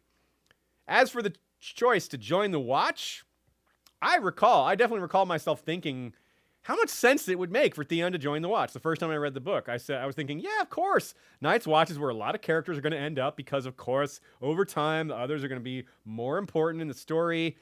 And, you know, also thinking that it made sense, too, because Jon is now beyond the Wall, and maybe we need a POV at the Wall. Of course, we did need a POV at the Wall, but George gives us Sam for that instead. Apparently, I didn't learn the lesson of Ned Stark at the time, who also appeared to be going to the Night's Watch, but did not. So, Theon, the skilled narcissist that he is, latches onto this idea that the Watch would be a good place for him. He manages to elect himself Lord Commander within 60 seconds of hearing the idea. Check this quote out. I have black garb aplenty, once I tear the krakens off. Even my horse is black. I could rise high in the Watch, Chief of Rangers, likely even Lord Commander. Let Asha keep the bloody islands. They're as dreary as she is. Yep. Interestingly, though, before he thinks of how good it would be for him to, on a personal level, he thinks on how the Watch is a noble and honorable calling, something he clearly learned from the Starks. That is not something the Ironborn nor his father taught him. I think this is part of what sold it for me, meaning the idea that Theon would go to the Wall on my first read. Because it's a chance at redemption, a chance to do what a Stark would do. Go take the black. He could be more of a Stark by doing that than all these other attempts that go nowhere. But of course, this notion of taking the black goes away pretty quickly because it's interrupted by the arrival of Ramsay Bolton and his surprise attack. I also recall thinking how odd it was that this Reek character showed up with an army. And well, so did Theon. Quote, The flayed man of the Dreadfort. Reek had belonged to the bastard of Bolton before his capture, Theon recalled. It was hard to believe that a vile creature like him could sway the Boltons to change their allegiance, but nothing else made sense.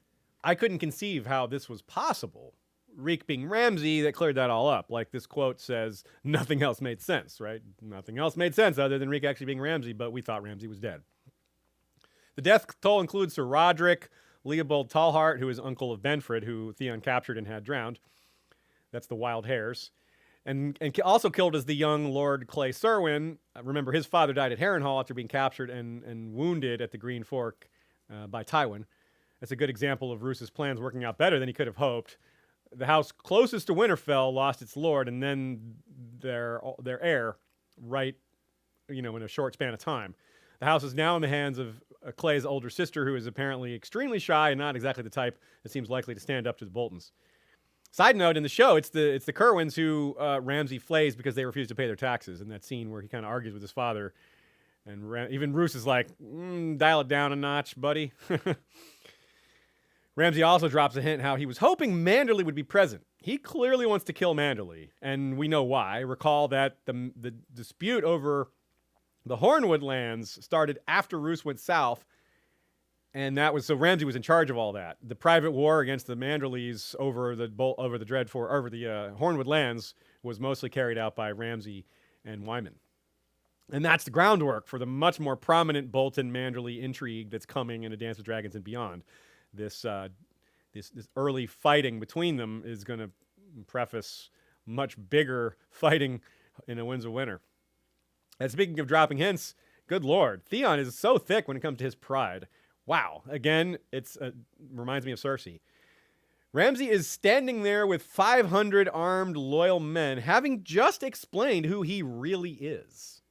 And Theon starts framing a threat because Ramsay wants his girl. Let that sink in. He starts to threaten a man calling himself a Bolton, a man from the Dreadfort who has an army with him. I don't even think this first two things, Bolton or Dreadfort, matter. If someone has 500 men with him and you don't, you're wrong. And he's mad. He's getting mad. He's like, you're going to give me that? I'm mad. He was like, give him what he wants. Wouldn't have mattered, really, honestly. Probably Ramsay was going to do all this anyway. Yeah, no matter what his reaction was, if he capitulated or was angry or what. But the point is, Theon is just so dense that he doesn't get the obvious here, right? It's like, dude, hello. Now, I'll repeat that no one deserves what Theon got at the hands of Ramsay, but it's pretty amazing how he just kind of dives headfirst into this dungeon. He's like, yeah. He's so wrapped up in his pride, upholding this high opinion of himself, that minor insults register and set him off like that. But the overwhelming danger staring him in the face, nope, doesn't see it, does not see it. And with that, Theon is taken down, which we don't mind, and Winterfell is burned, which we do mind, and Luwin is speared and ridden over while trying to reach Theon. Ugh, Luwin, you're too good. Who did they think it was, I wonder? Meaning, when Ramsay showed up looking like this, quote, his helm and gorget were wrought in the shape of a man's face and shoulders, skinless and bloody, mouth open in a silent howl of anguish. Ramsay says he didn't let them see his face until the last minute, but that armor, ooh, it's really ornate, right? Theon calls him Redhelm before he learned who it was. So Roderick must have been a bit puzzled too. He thought he knew Ramsay was dead, and Domeric Bolton had been dead for a long time. So who could this guy be wearing Bolton armor? Roose is in the south. But it wasn't the type of confusion that made him suspicious. Oh well. It may seem hard to believe that Ramsay could sell the lie that the Ironborn burned Winterfell, but we have to keep in mind how hard it is for evidence to be shared and spread in a setting like this. Sure, there's dead Ironborn in the castle and survivors in Roderick's army to tell the story, but without evidence, everything, literally everything, is hearsay. Everything comes down to their word against the word of a High Lord. A High Lord who will silence them if they speak up, and they have no other authority to turn to. So a peaceful land, a quiet people is how Roose is going to keep the story from spreading, because they know if they talk, they're going to be silenced. Using Beth as a hostage is dirty, but it's worth thinking about Theon's claim that he was a hostage. I mean, I agree with Roderick that Theon had no cause to revenge himself on the Starks. They treated him fairly. Robert Baratheon's the one who sent Theon to be a ward, not Ned Stark. But the problem isn't that Theon has no argument at all. It's that his argument comes way, way short. Because being forced to live away from your home for a decade, even in a good home, is a big deal. That's not something we can shrug at. But being taken away from your home when you're 10, that's hugely formative, right? That's a big deal. But Theon blows away any sympathy he might have earned from that by just way overrating his own trauma and comparing it to trauma that's far greater than his. And Beth Cassell, ironically, survives because of Ramsay Bolton, but she, like many others, probably might be wishing she hadn't, because, well, she is currently, if she's alive, a prisoner at the Dreadfort. Like a lot of other of the people at the Winterfell who were captured here, a lot of the women. Old Nan even might still be alive in the dungeons of the Dreadfort, which I want her to be alive, but I don't want her to be suffering that. Now, here's an interesting moment. Cross-cultural world building, plus a note on perspective in religious belief here. It's a quote that I think we should check this out. The Dothraki believe the stars are spirits of the valiant dead, Theon said. Maester Luwin had told them that a long time ago. Dothraki? The horse lords across the narrow sea. Oh, them. Black Lauren frowned through his beard. Savages believe all manner of foolish things. Mm-hmm. This coming from a guy who believes in the drowned god's watery halls and in his impermanent war with the storm god. This passage comes just after Theon is watching a dying man crawl towards a well, and he can't tell which side the man is on. So, yeah, it's like either side of the war you're on, doesn't matter what banner you are, doesn't matter who you're fighting for. Men, women dying in war. The Ironborn and the Dothraki aren't terribly similar in a lot of ways, but there are some major similarities, things that many other cultures also share, like having some belief about what happens to those who die bravely in battle.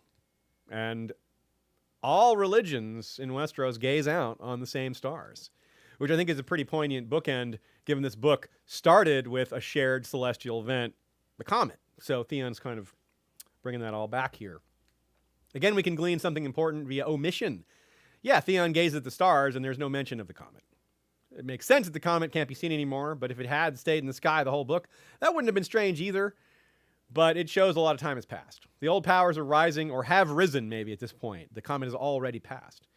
Which is interesting too, because Theon, I wonder if he's going to be involved in the supernatural aspects of the story. Right now, he hasn't been hardly at all. But in the Winds of Winter, he might be. He might be a sacrifice to the old gods, or to R'hllor. He might be kept alive, because Stannis needs his knowledge of Winterfell, but maybe he'll just be killed after that.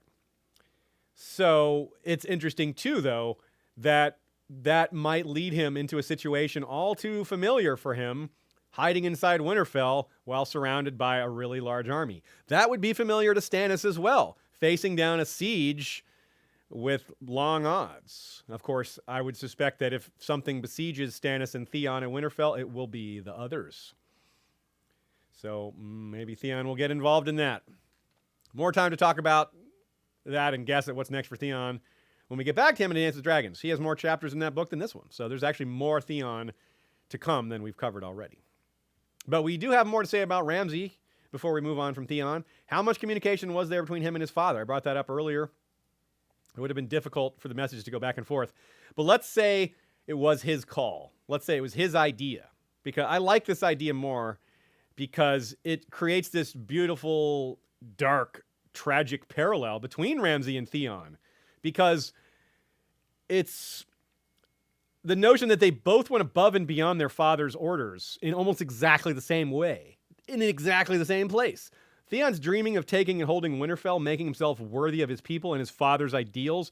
Ramsay's doing the same. He's a Snow. He's quite sensitive about it. And he's taking out Winterfell, the ancient enemy of the Boltons. What more glorious stroke could a Bolton have? But he's not a Bolton. But he wants to be, and right here, even in this chapter, that sensitivity that he has about his name comes up. Quote, Ramsay. There was a smile on his plump lips, but none in those pale, pale eyes. Snow, my wife called me before she ate her fingers, but I say Bolton. So the same themes of identity and approval and wanting to belong are just as present in the man who undoes Theon as they are in Theon himself. And that's something I didn't really grasp that strongly on prior reads.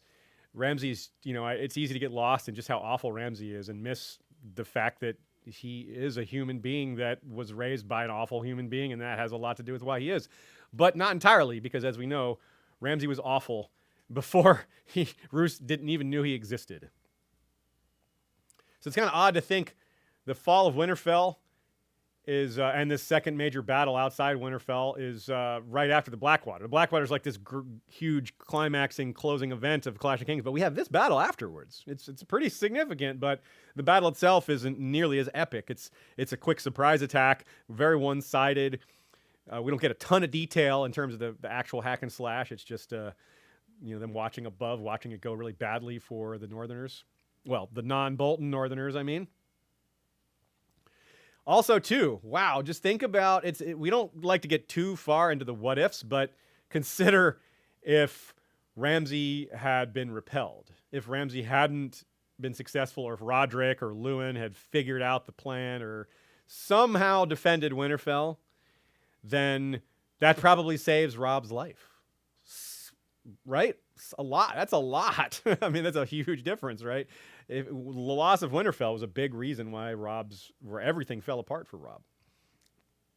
So also just want to point out that Ramsay has 600 men here, which he describes as his father's own garrison, and a lot of them are mounted knights, which speaks to Roose Bolton's caution. Roose brought a lot of men south and is doing everything he can to keep them alive while other Northerners die. But he left a lot of men back. 600 is a huge garrison. Which also is relevant for when Stannis is thinking he can attack the Dreadfort. He probably doesn't realize how many men Roose really has, or Ramsay has. They're Roose's men, but Ramsay's controlling them. Same difference. All right. Sir Will Moss says, I always noted we were never really told when the comet disappeared. Yeah, it's a good point. We don't really know when it vanishes. We can look at when it's there, but it's just not there eventually. Ridiculous Ed Tollett says, I always thought Bran seeing the dragon while in summer just before they leave the crypts was the comet leaving the sky. Oh, interesting. That's an interesting take. We'll have more to say about the dragon, that dragon moment when we get to Bran 7 in a few chapters. Laura Brandos points to the imagery of Smiler on fire being the last thing Theon sees. Theon. It hit her really hard, that moment. It's Theon, who's always smiling, never smiled after he felt the kiss of the flaying knife. Yeah, the name of that horse being named Smiler is definitely a statement. And yeah, it's just so brutal in the way that chapter ends. Nina points out that Theon thinks that Balon wouldn't have hesitated had he been in Beth's place, which is more right than he knows. Yeah, Balon was completely willing to let Theon die to do his invasion. He was like, yeah, they're going to hang him as a hostage because I'm breaking my truce, my pledge to not rise up. But he was willing because in his mind, Theon was no longer Ironborn. I love that one of Theon's men is named Harag Sheepstealer. It reminds me of the dragon Sheepstealer, which Theon could have really used, especially with all that talk of a dragon rising from Winterfell in the ashes here. Stephanie the Peerless also wants to shout out Wex for being like the northern version of Podrick here, or the Ironborn version of Podrick. She also points to Theon's line, I mean to live or die as Prince of Winterfell. Yeah, well, you'll get your wish there, it looks like. He maybe won't be Prince of Winterfell. He's more like a ghost in Winterfell during A Dance with Dragons. Archmaester Rennie points out a hilarious moment that Theon thinks he wants his garb washed. He tells Wex to clean his clothes. He's like, I'll not go to my grave in dirty clothes. How are you pretending to be Ironborn with a sentiment like, I'm not going to go to my grave with dirty clothes? Also, do you think you're going to die and they're not going to dirty your clothes in the act of killing you? It's so dumb and silly. Like, Theon, you're such a goofball, man. He just wants to look nice for his death. You're Ironborn. You're trying so hard to be Ironborn. You think that? Jeez. We'll close this chapter out with our historical note about hostages. Stefan B. points out that the real-life figure of Arminius, who was a hostage of Rome, a German,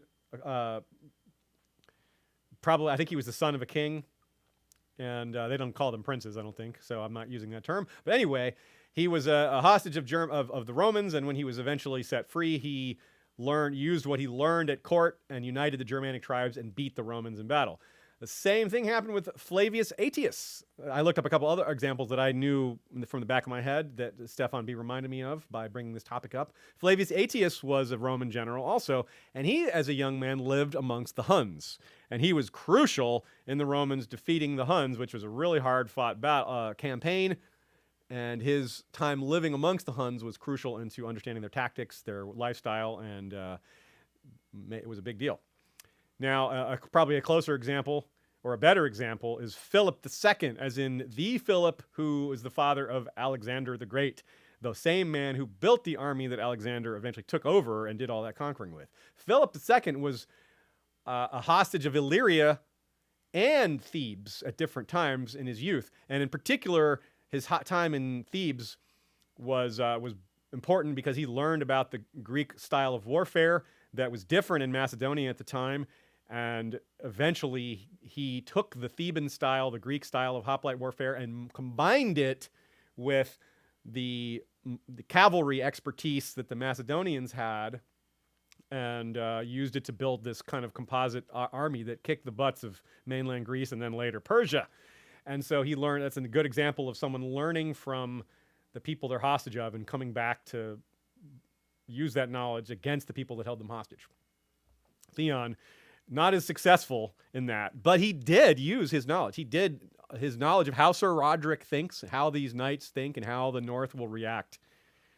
He was very on point about that. That's one part of his plan that was well done.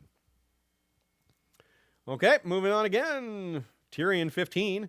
Tyrion Lannister, the face of Plasterly Rock, a.k.a. the one where Milk of the Poppy leads to Tysha dreams. Lots of other dreams too, not just Tysha, but that's probably the most important part. And it bleeds into so many other things. The wound in his face is horrible, but let's not forget he also took an arrow wound in the arm that began to mortify and broke a rib. Pain, pain, pain. Starting off with this quote.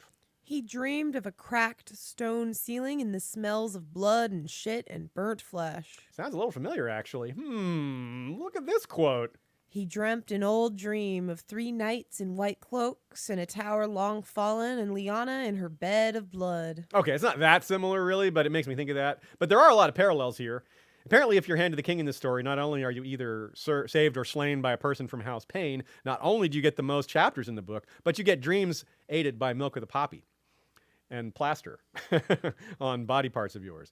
Tysha dreams are not as significant as Ned's Tower of Joy dreams, but they are surely significant, and it's hard for him to dream of Tysha without also dreaming of his father. He thinks of how he must be strong. He thinks of how he has to be a lion while he's in and out of consciousness. It is hard to accept love when you've been convinced that the one example of real love you've had wasn't actually real love. The evidence here, in this chapter more than any other, George gives significant hints through these over-the-top cutesy moments that it was real love. That's the point. That's why these scenes are like so, like I said, cutesy. They're just like two lovers just discovering each other. All the kissing and talking of love. That is not typical, and I'm not an expert on this, of course, but that's not what we hear about how sex workers behave. They usually don't involve lots of kissing. That's, I think, a subtle clue here that she wasn't hired, that she was genuinely into him. And that is hard to realize. I wonder how much you could compare the language for Shae and Tyrion there. Yeah, that's a good point. Their activities, I suppose. That's a really good point. Yeah, I hadn't really thought about that, but you're probably right. There's probably some info to be gleaned there. I think it would just make this point stronger, if anything. So he also has other dreams, of course, though. He dreams of a world without color, the dead in blacks and whites and grays, and blames himself for this. The color is gone because it was burned away. Everything is ash, which is an interesting kind of thing to think about, especially moving forward and future events that may leave certain large places in ash. Tyrion being associated with dragonfire is certainly going to be associated with ash and more fires in the future. He dreams of having no mouth, surely because of the plaster over his face, but that makes him panic because he, at first, doesn't even remember his facial wound. And, of course, makes us concerned. Yeah, it does. Because of, the Quiet Lion. Yeah, and if you're listening, you probably are familiar, but there's a lot of hints in the series that Tyrion might lose the ability to speak, which could happen in a number of ways. But this little bit doesn't make me feel great. Yeah, it's if it happens, we've already had setup for it. We already know how Tyrion will react to not being able to talk, and it's not pretty. He also dreams of things that are actually happening, meaning he thinks it's a dream, but it's actually happening. And here we go. Quote. He dreamed his sister was standing over his bed with their Lord Father beside her, frowning. It had to be a dream, since Lord Tywin was 1,000 leagues away, fighting Robb Stark in the west. Others came and went as well. Varys looked down on him and sighed, but Littlefinger made a quip. Bloody treacherous bastard, Tyrion thought venomously. We sent you to Bitterbridge and you never came back. Oh, he came back all right, and to massive awards and accolades. Some of them undeserved, but some of them deserved, I suppose. Tywin took his position, his hand back, too. At one point, he's awake and unable to comprehend why he can't speak. He panics and inwardly cries for help. It's telling to note the order of the people he thinks of, the people he cries to for help. Jaime, Shae, Mother, someone, Tysha, in that order, just like that, including the someone. His mother, who he's never met, is on that list, but his father is not. That's pretty telling. Of course his father's not there. His father isn't someone he would run to for help. After realizing they've won the battle, though, his dreams shift. They improve. They're less nightmarish and more optimistic, but they're still kind of back and forth. There's a variety of dreams here, but the immediate one is quite positive. He dreams of a victory feast. Everyone's cheering him on. The most unrealistic part isn't that everyone's cheering him on, nor is it that Jaime knights him in this dream, but the fact that his father is smiling at him in this dream, which, yeah, right, that would never happen. When he's at last able to tell the difference between being awake from asleep, he realizes he's heavily drugged and wants to switch from Milk of the Poppy to dream wine. Ned and Tyrion also both wake up with a change at hand of the king. Ned is forced to take the job back.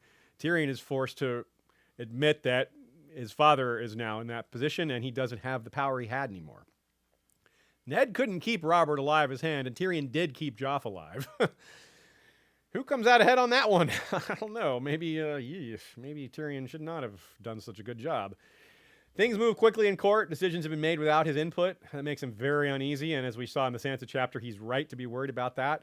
We don't know how long he was out, but considering that his face was mostly healed when the plaster comes off, we're talking weeks probably at least. I mean, that was a nasty wound. This is consistent with the high level of disorientation he has. He's been drugged for weeks probably, and that's why he doesn't even remember Mandon Moore right away. And it hits him all of a sudden like, oh my God, Mandon Moore, right, that's why my face is hurt. Holy crap.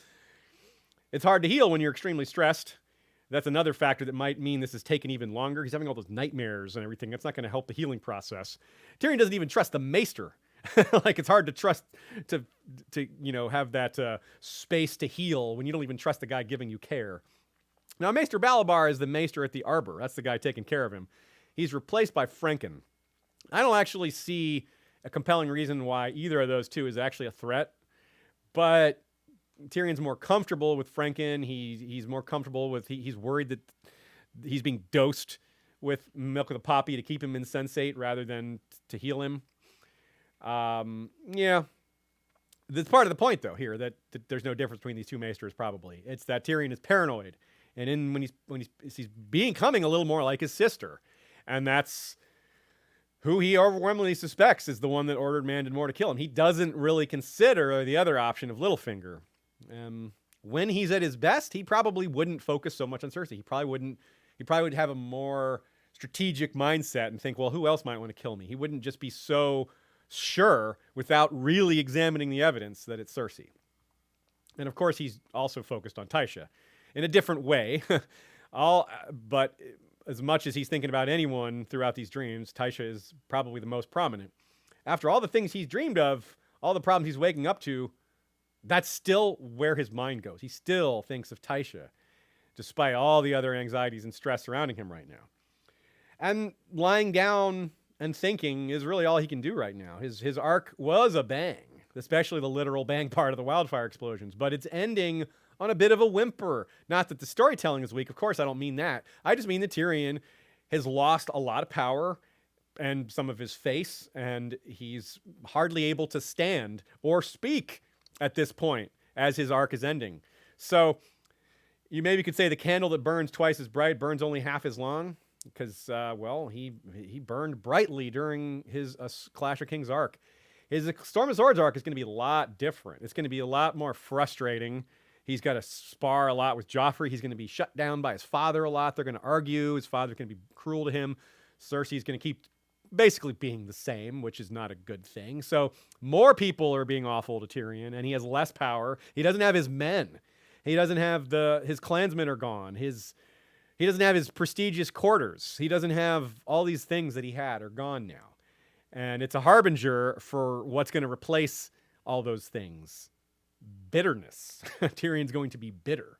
He's going to be underappreciated. And when your boss doesn't treat you right, if you can, you switch bosses. Of course, out in the real world, it's not such a simple thing to do. But in this world, well, it's still not a simple thing to do, but Tyrion does do it. And the next book is going to be a big part of watching that journey. I look forward to it. A few notes from Joe. While Sansa's chapter concentrated on everyone dressing lavishly in an assortment of colors, Tyrion's dream is quite the opposite. This is a good catch. Lots of color in the aftermath throne room scene, but Tyrion is thinking of colorless. He's not sharing the victory that the nobility is, in part because he doesn't see it as such a glorious thing. He's, yes, callous towards some of the small folk, but he's not nearly as callous as the rest of Team Lannister for the most part, and he does actually care about what he's done. Even if maybe he could care a little more. I don't know. It's definitely one of his greatest redeeming qualities that he actually feels genuine guilt over these things, over the plight of the common soldier, even if he doesn't perhaps feel it strongly enough. Maybe it's not going to change how he acts later. Maybe it's going to seem worse, that he understands more than certain other characters how bad it is for the commoners on the front lines because he's been there and he still doesn't do anything about it. We'll have to see. Maybe Tyrion is going to walk through the ashes after the TV version of the Field of Fire happens in the books, if it happens, or something similar, and feel the same way, saying, how can this be good? This is awful. I can't stand all this destruction and death. Or maybe he'll just be all for it because he's so bitter and wants revenge on these people that condemned him. One of the things to look forward to with Tyrion is that we don't know exactly how it's going to go out, even though we have some clues. Cersei coming and watching over his bed reminds us a bit of the story Oberyn tells Tyrion when she abused him, grabbing, his little man parts and pinching him and being possessive, but also cruel. Wouldn't be surprised at all if, this is Joe's point here, that if she flicked his nose when Tywin wasn't looking as he's recovering, just poking him in the rib, like, you little jerk. Yep, that's the kind of thing I could see Cersei doing. Kind of like how she slammed her hand into Lancel's wound, something like that. I like how Podrick is referred to by Maester Balabar, or maybe it's Frank, and I forget which one, who calls him I think it's Balabar, who calls Podrick the odd boy. That odd boy, or whatever. He's like, yeah, he is a little odd, but he's brave, and he is loyal, and you wonder, it's kind of interesting that he actually feels a little guilty about killing Mandon Moore. And like, don't feel guilty. That dude was trying to kill your master. You did the right thing. You were the best squire possible. Interestingly is maybe there was an attempt to discard Tyrion. His body was found in a pile in the cellar with other dead and dying people. And that, if he was just some dude, that would make sense. You could see how that mistake would be made. But Tyrion is very distinct. He has his height, his appearance, like there's just so much about him that you can't not know that's Tyrion. So the fact that he wasn't carried immediately to the Maester or to, the kind of care that the nobles would expect to get upon being injured so badly is peculiar. It maybe shows that Podrick wasn't able to explain who he was, or he wasn't able to stop the people from throwing his body down into the cellar there. And that kind of makes sense because Podrick's not very good at talking. He maybe just, tried to form sentences and just got tongue-tied, and I'm not sure, but it might explain things. Stephanie the Peerless has a great take on Tywin. It's an insightful, brutal take. Part of what Tywin's reasoning, quote unquote reasoning, or at least his perspective is probably a better word here, for why Tywin is able to be so cruel about the Tysha situation. He doesn't grasp the idea that a Lannister could love a commoner. That's an alien concept to him, that a Lannister could love a commoner. Nor can he grasp the idea that anyone could love Tyrion. So this whole concept to him just doesn't fit in his worldview. So it's part of why he can get away with it in his mind. It's justified, is that he doesn't actually think he's interfering in a real relationship. He thinks it's a lark.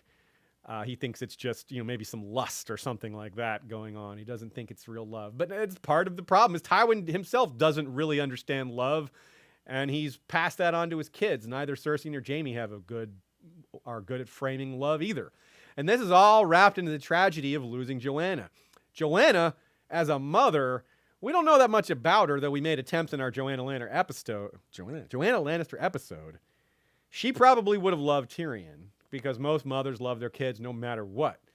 And I'm not going to assume she'd be different. There's a chance, but I'm not going to assume she'd be different. And if she could love Tyrion, that might have moved Tywin somewhat. At least it would have been an example, a positive example, and of someone that Tywin actually respects. Not Tyrion, I mean Joanna. And that's just another what if, but it's an important part of how big a deal Joanna's loss was to the entire Lannister family. She seemed to be like the heart and soul, the glue of that group. It would have been better if Tywin had been the one to die. That is it for Tyrion 15.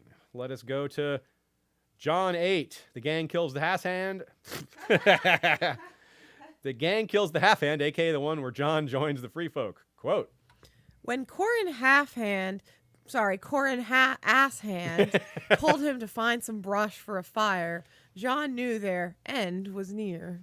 Fires are too easy to spot, so Jon sees building a fire as giving up. But he's not entirely right.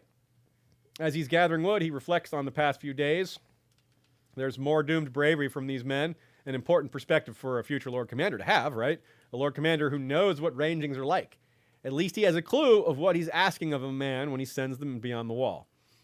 Qhorin is amazing again, too. The fire is not a sign of giving up, as I said. Qhorin doesn't expect their odds are very good, but he's still trying. He's not given up. The fire is a decoy, but they get to sit and enjoy it for a little while before leaving it to become a distraction. So they head from their fire into a secret place under the mountains, and Qhorin is very focused on getting this message back to the wall. That's what matters to him, because he knows their chances of survival are slim, but that message has to get there. More important than the knowledge of the wildling army is the return of magic. Qhorin is clear that Mormont must know this. He must be told that the trees have eyes again, that the old powers are awakening. But he also knows, Qhorin does, that that's incomplete information. That what he's telling Mormont needs more detail. And so that's part of Qhorin's impetus here, is to tell Jon, join the wildlings and watch and learn. Jon wants to know what to look out for. Qhorin doesn't know. He says, it's got to be something, though. The circumstantial evidence here is scary because it sounds like a threat to the wall. They're looking for a supernatural way to take down the wall, and Qhorin has taken supernatural stuff very seriously, so thus he takes the idea of an artifact that can bring down the wall seriously as well. Quote, "Your wolf saw their diggings in the valley of the Milkwater. What did they seek in such a bleak and distant place? Did they find it?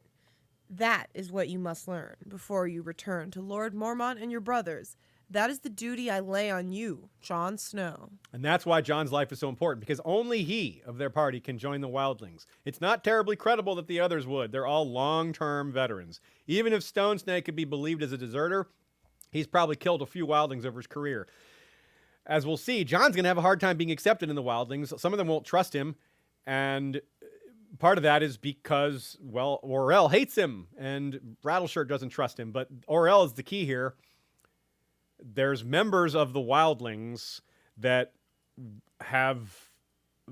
are holding on to revenge against certain members of the Watch. The longer you've been a ranger, the more wildlings you've killed, the more wildlings are going to have a grudge against you. It's going to be harder for Stone Snake because he's probably got a lot of kills under his belt that someone wants revenge for. And Qhorin, no one would believe that Qhorin Halfhand's going to join the wildlings, let alone all the men he's killed of the wildlings and all the grudges he's engendered with them. Like I said, only Jon even has someone who wants him dead, and this is his first ranging. So Qhorin's argument about the value of the lives is so cutting in its deconstruction of honor in the face of duty. Honor is a luxury for men beyond the wall. The case of Craster, i.e. tolerating him because not tolerating him means death, is a great example. That point is made clearer when Qhorin reminds Jon of his oath. Their bottom line, this is what service really is. Even giving up your honor is something that the Night's Watch calls you to do. And that is hard for Jon to grasp because he was raised at Winterfell. The Starks do have the privilege of maintaining their honor in the face of duty, and in upholding that, they can defend the realm and not get their hands too dirty, right? The Night's Watch can't. The Night's Watch has to get their hands dirty to do their job because they're put in a very difficult position. They're undermanned, they're understaffed, the realm is not aware of the great danger that they're facing. But Jon was raised in an environment where honor is put almost as high as anything else. So high that it's hard to tell when you're supposed to be honorable versus supposed to be dutiful. Or supposed to be, and to what are you supposed to be dutiful here? The parallel is to Robb here is huge as well. It's just happened off screen, but Robb has also been faced with the test of putting honor before a pledge of duty. He fails. Excuse me. Jon may have failed too if not for Qhorin setting him straight on his priorities. Jon and Robb both try to be like Eddard Stark, but they both get it wrong in part because the real Eddard Stark was hidden from them. They only saw the honorable and uncompromising Ned Stark, not the Ned who didn't hesitate to sacrifice his honor, i.e. didn't hesitate to compromise when his sister and her son were in question, and then later when Sansa was in question. When it comes to his family, Ned Stark is a Tully, even though he's not one by birth. Family, duty, then honor. But Robb and Jon seem to have gotten the message that it might be the other way around. It might be honor, duty, then family. I mean, why would they not think that, considering Ned let Catelyn not welcome Jon into the family, and he apparently never told Catelyn the truth. Yeah, from their perspective. That isn't relevant to them. But the former, like, it's not a good precedent that family is truly, truly number one. It's tough, yeah. And so is same goes for putting honor first over. It's tricky. It all depends. You can't just. I think that's part of the message here is that you can't just blanket statement any of this, right? It has to depend. Sometimes duty comes first, depends on the duty. Sometimes family comes first, depends on the family. I don't know. It depends on the situation. So that's but you make a great point from their perspective. They're being like the Ned Stark. They think that is the real Ned Stark. Because they don't have the full picture. So the Tower of Joy hangs over both these plot points somehow. Ned was willing to lie to protect Jon, to conceal his identity from the man he pledged to follow as his king and best friend. Neither Jon nor Robb can fathom this because they're not aware of it. They have no idea this even happened. And Robb, growing up with the example of Jon, right? As Ashaya brought up, he saw the strain and on his mother and saw how she handled it, which isn't great. And he saw the cost his father incurred at raising Jon in his own household, saw what that did to their family. So Jon and Robb were both raised to put honor above, maybe not above family, maybe not above duty, but definitely above their own life. They're taught that their own life is worth less than their own honor. I mean, yeah, the exact thing that Robb chose to do is what Ned, seemingly didn't do. Yes. Which is go with the woman he slept with and had a child with. Yes, because Ashara, yes. Robb Stark probably thinks, like everybody else in Winterfell, that Ned Stark slept with Ashara Dane. And then she killed herself, and it all went terribly. And so, yeah, if he's reacting to that. So Robb, if he thinks that Ashara killed herself because of Ned not marrying her or whatever, would be like, oh, I don't want that to happen. I got to marry her. She might kill herself. He's wrong, but it was taught to him by the person he valued most in life, the person that he most trusted, and indirectly taught to him. It's not like Ned sat him down one day and was like, well, if you're ever in a situation like this, marry the girl. That didn't happen, I don't think. Yeah, in fact, he would have told him the opposite. Yeah. Marry the one you are betrothed to. Yes. Oh, well. So Qhorin knows he's up against this attitude from Jon. He knows that Jon is a child of Winterfell, and that's a big part of why he has Jon recite his oath, to remind him that his life and honor belong to the Night's Watch, not just his life. Jon thinks to himself, he's willing to die. Jon's got that kind of bravery. If I have to die, I have to die. And it is brave, no mistake. But he takes for granted, Jon does, that he'll die with honor. He'll think, well, if I'm dying beyond the wall, they're going to remember me as someone who went ranging, I was doing my duty, etc. But the idea of dying without honor is alien and horrifying and completely unexpected to him. And he takes him a minute. But again, recurring theme, Jon is great at accepting hard truths, right? From the get-go, Tyrion notices about him, and it helps that he's had characters written by George R.R.M. explaining it to him. So you know that Jon has had hard truth acceptance eloquently explained to him by several different characters. Halfhand is not just convincing with his George R. R. Martin written words. He's convincing with his attack on Jon. His martial prowess is apparent. But that's part of why Jon is the perfect choice for this role. Qhorin can try his best to kill Jon and can still expect to lose, even though he's the better fighter. And that's simply because of Ghost. Qhorin would win otherwise if it was a straight one-on-one where they're both really trying to win. But Ghost is fearsome, even with his recent injury. So really, we should all be admiring the nerve of this guy. Yeah, Qhorin's brave for sacrificing himself, but it's even braver than it seems if you really break it down. Not only does he know he's going to die, but he knows he's going to have to face a dire wolf while acting like Jon is a traitor. He's got to act throughout all this too. And you might say, sure, it's a little lucky that Ygritte is there in this party that happens to find Jon. And, I'll say it's partly luck. Ygritte could have left the army if she wanted. She didn't have to chase the Night's Watch here, though. And she knows she might encounter Jon again. She knows he's alive. And that's clear from her perspective. So I think she knows what she's doing here. She wants to find him again. Only one group of wildlings is here with Orell the Eagle, right? It's just this group of 14 or so. And that's why they found Jon and Qhorin, because they're with Orell. Ygritte as a member of the Free Folk, she doesn't have to ride with Rattleshirt. She doesn't have to ride with Orell. She chose that, though, because she knows that Orell is the way to find Jon and the rest of the rest of the Rangers. Whether she cares about them as much, I'm not so sure. But I think she wanted to find Jon again. And no one else would have had this luck that Jon had here because, well, he let her go. He created his own luck in a sense. Mercy resulted in karmic payback. You create your own luck, right? Sometimes luck kicks you in the face. Sometimes you do everything right and luck goes against you. And sometimes it does that to you before you're born. And even the most privileged of us don't have total control over what happens in our lives. Everyone, from the richest, most powerful person in the world, can fall victim to bad luck. But we all have some agency towards improving our chances. Some people have way more agency than others, but we all can at least maybe make luck work in our favor a little more if we do the right things, if we make the right decisions. And that's part of the lesson here. Jon, like I said, I called it karmic payback. He spares Ygritte. He's merciful. And she talks to him about how maybe they're not so different after all, maybe even having shared blood thanks to Bael the Bard. And that culminates here in this moment. Speaking of getting lucky with Ygritte, and no, well, not that kind of getting lucky. We'll talk about that in A Storm of Swords. But surely it's meaningful that Ygritte gambles with her fellows over the Halfhand's things and wins his cloak. Much has been made of cloaks and what it means to wear someone else's cloak.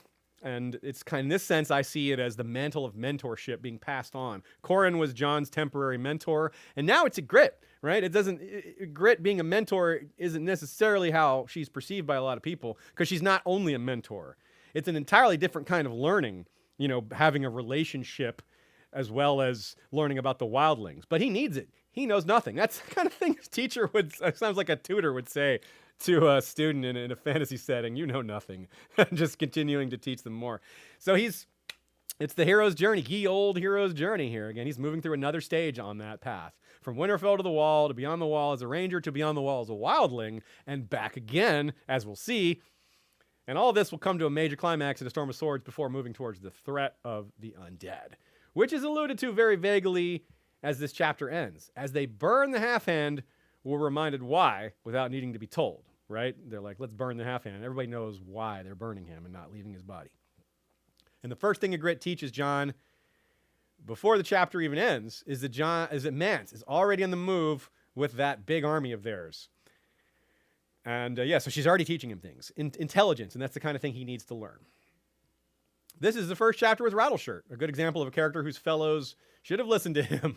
Quote, "Let him die," insisted the Lord of Bones. "The Black Crow is a tricksy bird. I trust him not." He trusted Jon at no point. And what does he get for it? Burned at the stake or in a cage as the fake Mance Raider? Yeah. Everyone else agreed with Ygritte about letting him join, except for Orell, of course. And what happened to Orell? He was also burned. So go against Jon Snow here, and you get burned. Well, that's fitting. Lots of people who go up against Targaryens get burned. And Jon also wins the Lamy Award. A successful yielding. Far more successful than most other yields we've seen. Yes, Jon Snow, Lamy Award winner. Joe catches a line here that's interesting. Even dreams cannot live up here, he told himself. Maybe that's just a throwaway line, but it does have us wondering if normal dreams, if dreams work the same way up north there. He doesn't actually have more wolf dreams, but he does have a sense of ghosts nearby. So that's interesting. His powers are still developing, I suppose. Joe says the beginning of the chapter also reminds him of the original prologue. When a small band of Watch are hunting wildlings, here it's in reverse. But with the same result. In both cases, it's the Night's Watch that are doomed. It's very interesting that at this final fire where Qhorin surely knows he will not survive, George doesn't choose to give us more backstory or more character building on Qhorin. He just laser focused on his mission and his role as an avatar of Night's Watch duty. And that's why he has the repetition of the vows. And that's also why he asks repeatedly, is your sword sharp, Jon Snow? it's a striking point if we really delve into it, because at first time he says, "Is your sword sharp, Jon Snow?" He says, "Oh yeah, my sword's Valyrian steel. Of course it's sharp." And this is Corrin's little bit of fear manifesting. He wants to know that it's going to work. He wants to know that when Jon kills him, it's going to be smooth, it's going to be clean. There's no reason for him to have to suffer. He wants a nice, clean, quick death. And that's what he gets. Right through the neck, bleeds out. And it doesn't take him long. He dies quickly. A few last thoughts from y'all. Archmaester Rennie points out the comparison of Corrin learning to fight with his left hand versus what might be coming for Jaime. Now, a few people pointed this line and wonder if Jaime just doesn't have that same talent. Other people point to the fact that Jaime hasn't had the time Corrin has had. Corrin had plenty of time to learn to fight with his left hand, probably quite a long time, probably years and years and years, whereas Jaime hasn't. So maybe Jaime seems to be improving still. Maybe he'll never be Corrin because I don't know that much time will pass, but he might be able to hold his own. Definitely a lot of people wondering about Stone Snake, whether he's alive or not. We don't know. I don't have any additional insight to... I hope he's alive, but there's just nothing for us to delve into clue-wise. Nothing in the narrative I'm aware of that suggests he might be out there. But outside of the narrative, there is one thing. Good catch by Nina. She points out that he is still, even in A Dance of Dragons, in the appendix, listed as alive. And he's even in the World of Ice and Fire app, listed as alive. So there's hope. There is hope. As far as the narrative goes, I don't have much hope, but this does give me hope, this note that in the appendix. And as Corrin said, if anyone can survive on foot through the mountains, it's Stone Snake. He's told to go rendezvous with the brothers at the Fist, but of course there's no way he could do that because the Fist is attacked right away in a Storm of Swords, long before Stone Snake could have gotten there, long before Jon gets there. So, yeah. All right. Last chapter. The last chapter. Yeah, it's funny, isn't it? We took an hour to do Arya 10, and we've gotten through the next 4 chapters in about an hour and 15. Yeah, it's hilarious. Really very funny to me. But that chapter was beefy. I mean, it was beefy. So, yes, Bran 7. The gang splits up and heads north, a.k.a. the one where Hodor opens the door with the opening quote of... The ashes fell like a soft gray snow. Yeah, more ash. More grayness. Another chapter where Bran starts off in summer, just as the last one did, and just as the first one in A Storm of Swords will. So it's the middle of a 3-in-a-row chapter streak where Bran starts off as summer. Now we learn as well that he can just do it now. He just instantly jumps into summer to check what time of day it is. It's just he's got it down now. And in addition to the 3-in-a-row chapter streak, we also have 3 days. 3 days of Bran being in summer straight. He did not wake up. He did not, eat or pee or anything. They said apparently they were dribbling honey water on his lips so he would have some nourishment. Before he hated the idea of being a warg. He didn't like the idea of being shunned, of being what he had thought was something only in old Nan's stories. But his attitude has changed a lot. He's grown familiar and comfortable with it and empowered by it. Quote. The wolf ate, Jojen said. Not you. Take care, Bran. Remember who you are. He remembered who he was all too well. Bran the boy, Bran the broken, better Bran the beastling. Was it any wonder he would sooner dream his summer dreams, his wolf dreams? Here in the chill, damp darkness of the tomb, his third eye had finally opened. So not only does he like it, not only is he embracing it, he likes it too much. That's a theme we've been wondering about for very far down the road. Just like we did with Arya, we wonder what happens if she's going to maybe be a little too much of a killer because it'll be so easy for her and she doesn't really feel guilt over killing. Bran, meanwhile, is going to be so very powerful. And if he's directing his powers towards fighting the others, well, he's going to have a lot on his hands. But once that's over with, what's he going to do with all that power if he's king? Where's the great threat for him to point his energy into? That's when you wonder if he might start, peeking in people's heads or taking people over or just doing things that he doesn't necessarily see as wrong, but are almost certainly wrong. Or if he just becomes like so many other kings and is just corrupted by his own power and goes too far. You got to wonder about that. It's an interesting, hard thing to think about because Bran is such a good kid, such a merciful, sensitive, empathetic person. But power corrupts even that. So I wonder, because Bran Stark is one thing, King Brandon is something else. Kill the boy, let the man be born. Well, by the time Bran is king, assuming he will be, he will not be a boy anymore, even if he is still kind of that age. So calling Bran is in fact referred to good-natured, as a good-natured boy, but maybe good and nature are not the best choice of words as a pairing, considering how angry nature is and how much nature wants revenge on humanity. So this is a chapter that has a very infamous passage here. Let's read it. The smoke and ash clouded his eyes, and in the sky he saw a great winged snake whose roar was a river of flame. He bared his teeth, but then the snake was gone. Behind the cliffs, tall fires were eating up the stars. Evidence of a dragon or just wolf perspective metaphors? I think the latter. I mean, the idea that it could be a real dragon worked back in the day, meaning back when there was no there were only a few more books or one more book. What I mean by that is it's reasonable to think a dragon might be able to hide for a while, but after 3 books and there's still no mention of a dragon loose in the north, no one's mentioned, there's no reference at all to anything like this, and that definitely takes the theory down several notches.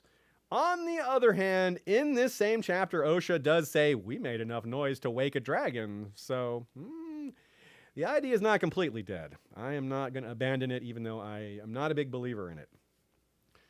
Of course, our thoughts on the crypts of Winterfell are well covered in the episode of the same name, which includes a section on the statues, which is a big part of this chapter. What we know about the various kings and lords and such. If you recall, I mentioned Cregan Stark and Aemon the Dragon Knight when Jaime mentions himself thinking he might fight Rickard Stark for Aerys. These names are all very close together in the narrative, and that's because they echo each other. Here's a key line said about the long-dead Starks, quote, "This was where they came when the warmth had seeped out of their bodies. This was the dark hall of the dead, where the living feared to tread." Ooh, it rhymes. Yeah, even. I know. I just realized, too. Now, notice how similar that language is to what Bran sees in reference to Jon in his coma dream. He saw the wall shining like blue crystal, and his bastard brother Jon sleeping alone in a cold bed, his skin growing pale and hard as the memory of all warmth fled from him. So warmth leaving the body is a recurring theme for death. And, of course, it's very clearly death when you're talking about going down into the crypts to be laid to rest. In Bran's coma dream, seeing Jon, it's less clear, although we also have the knowledge of the fact that he is actually killed. So that really, I just spewed. That really just helps us to place this all, to frame it all properly. Jon might be stored in the ice cells, for example. His body might be put down there. And Maester Aemon also describes death as all warmth leaving his body as well. So that's a recurring specific bit of language to maybe look out for. If you see that again, you'll know what it means. Also down in the crypts, they take swords with them, which later scares Theon as he knows they are meant to keep back vengeful spirits, something we do think is likely to happen at some point. Maybe the swords on the laps won't actually matter, but the dead rising in the crypt seems like it's going to happen. And then all these stone kings Bran names off. They'll have one more awful dead king added to the list posthumously.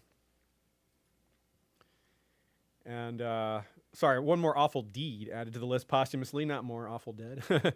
It's a pivotal moment in reverse that Hodor opens the door here. In both cases, it could be a place of death where the door lies. Quote, "Open the door, Hodor," Bran said. he just comes right out and says it. It's been Okay. right there since 1999. Newt Rock 44 said, so if that was the case, this would be Odor. Yeah, Hodor. Odor. Well, there is a lot of smelling in this chapter. Bran using Summer's sense of smell. Speaking of doors, on death's door himself is Maester Luwin, whom they find in a very meaningful spot right in front of the weirwood and the black pool. He is no longer there to guide them, and though much of his guidance has been invaluable, when it comes to the supernatural, he's got it all wrong. And that's where Bran is headed, deep into the realm of precisely what Luwin denies the existence of. So it's sort of fitting for his end to be right here. And it's particularly poignant that he dies in front of the werewood, the symbol of where Bran is going, that Luwin can no longer help him. And he's a man of learning, dying in front of that most blatant symbol of the old gods, right? It's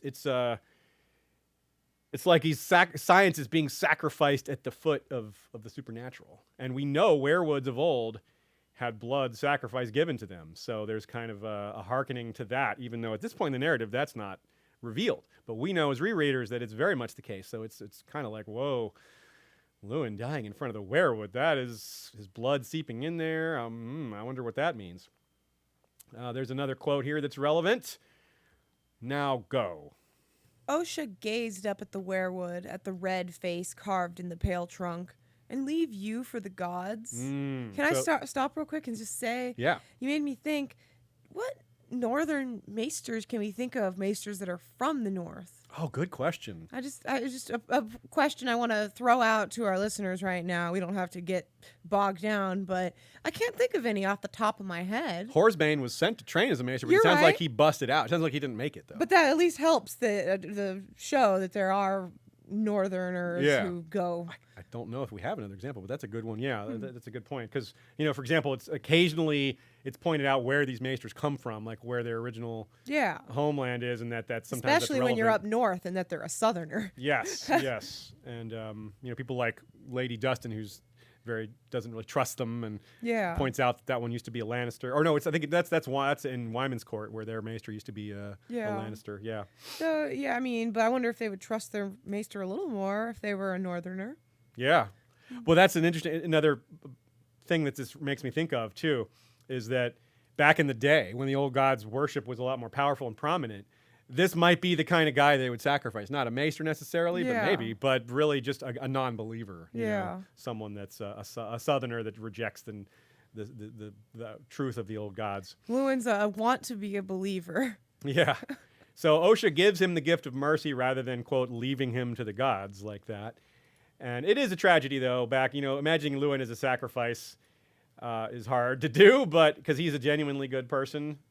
But even though, like I said, he's the wrong person for Bran to be Bran's mentor going forward.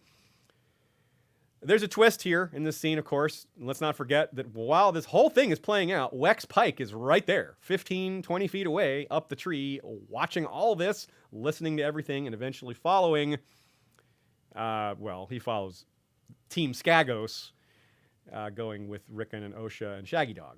And that is how Wyman Manderly and Robert Glover learn that Rickon is on Skagos.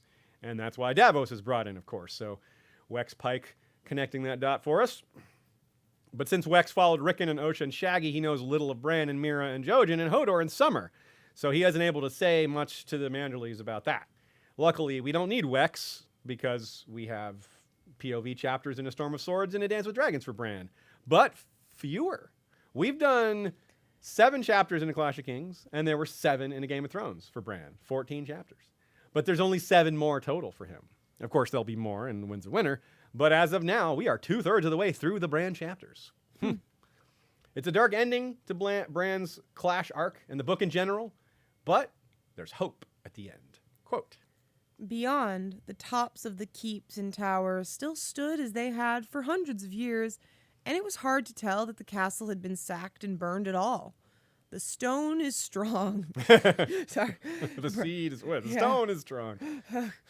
Bran told himself, "The roots of the trees go deep, and under the ground the kings of winter sit their thrones. So long as those remained, Winterfell remained. It was not dead, just broken. Like me," he thought. "I'm not dead either." Yeah. Again, this is a reminder that there's been several times where the phrase Bran the Broken, or where he just thinks of it, or just the broken boy, or the word broken is applied, but it's always in his head. It's not spoken out loud at any point, I don't think. At least not that phrase, Bran the Broken. But in his head, it has.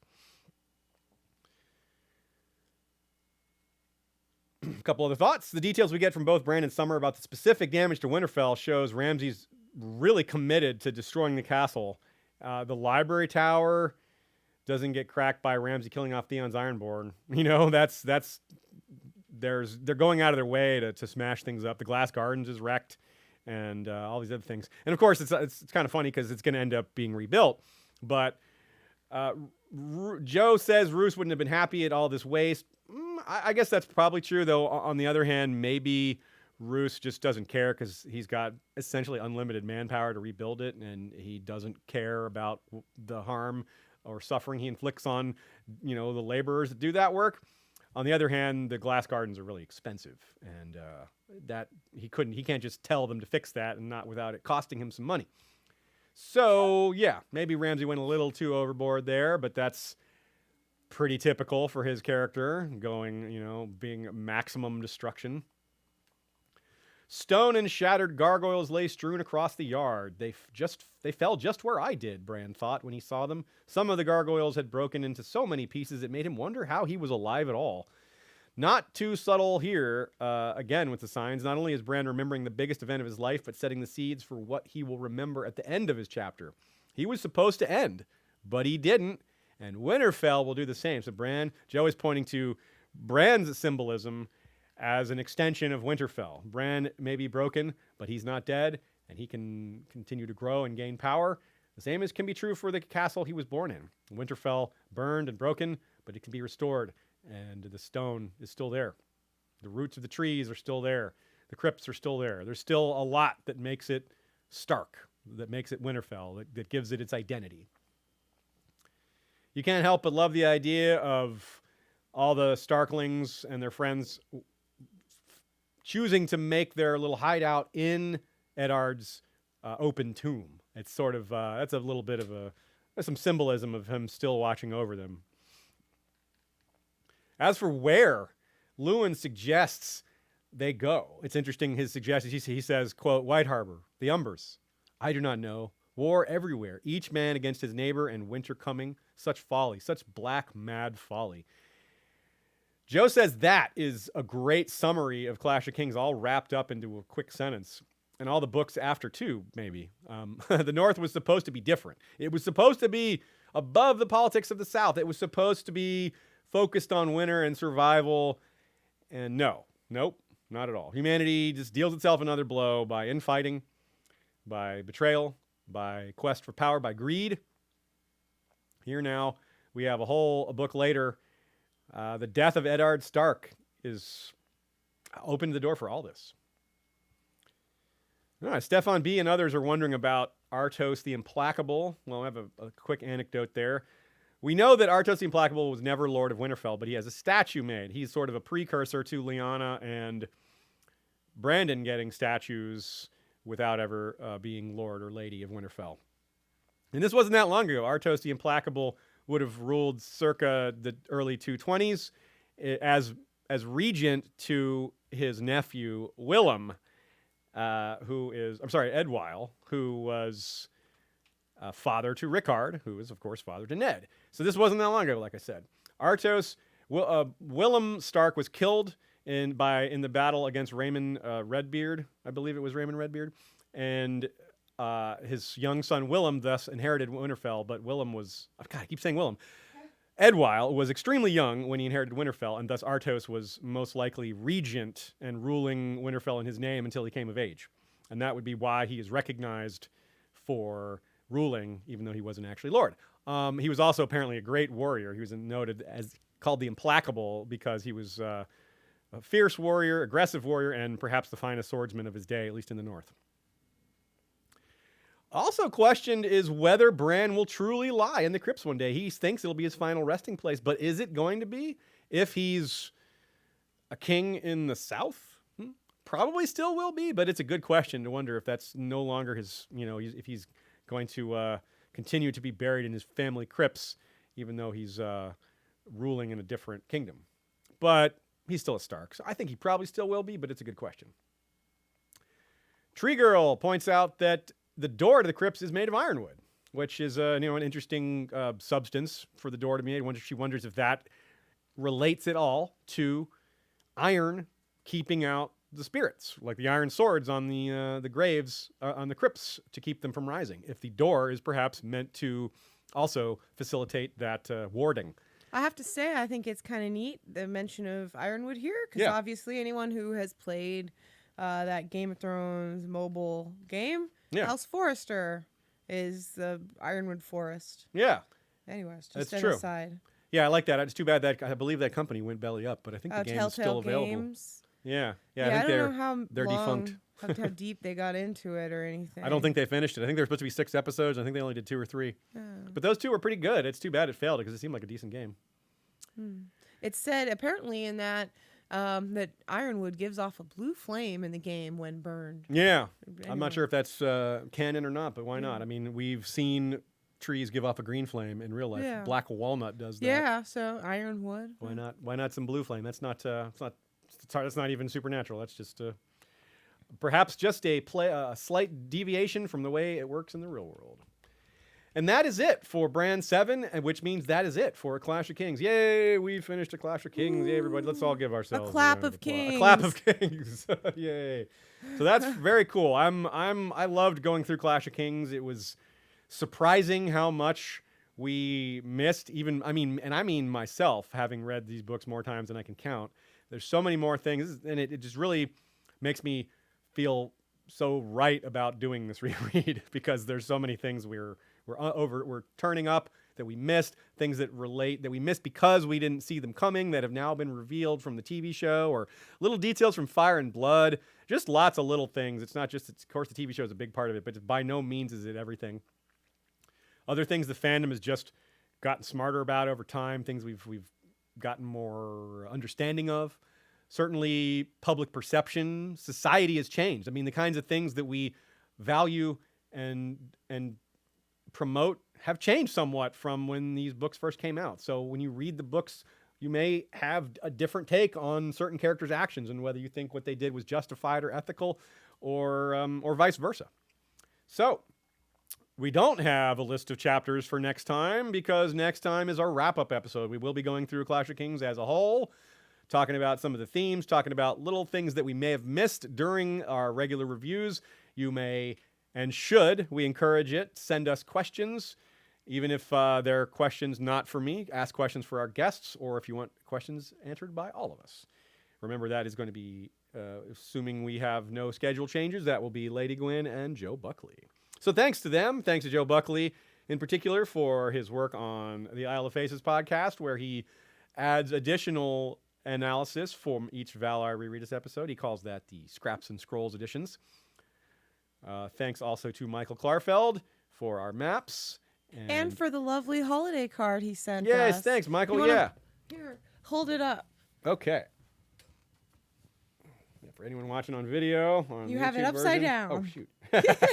We have Winterfell folding out. How cool is that? Yeah, it's a pop-up card, one of those 3D pop-up cards. Yeah. Yeah, it's really cool. Also, Michael was involved in a film, making a film, a German film. It's got subtitles. You can find the link to it in our Facebook group. Yeah. Also, it's also posted in our Slack group, which, by the way, if you're a patron, you should join us on Slack.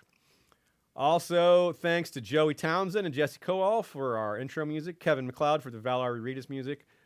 Also, thanks to our History of Westeros mods for posting the chapter discussions every week. Thanks to everyone who is a regular contributor on Flick or Facebook or Slack or any of the other places we discuss the chapters. We encourage you to join in those discussions. And of course, thanks to all the patrons who make all this possible from the financial perspective. We couldn't do it without y'all. We're eternally grateful and will remain so.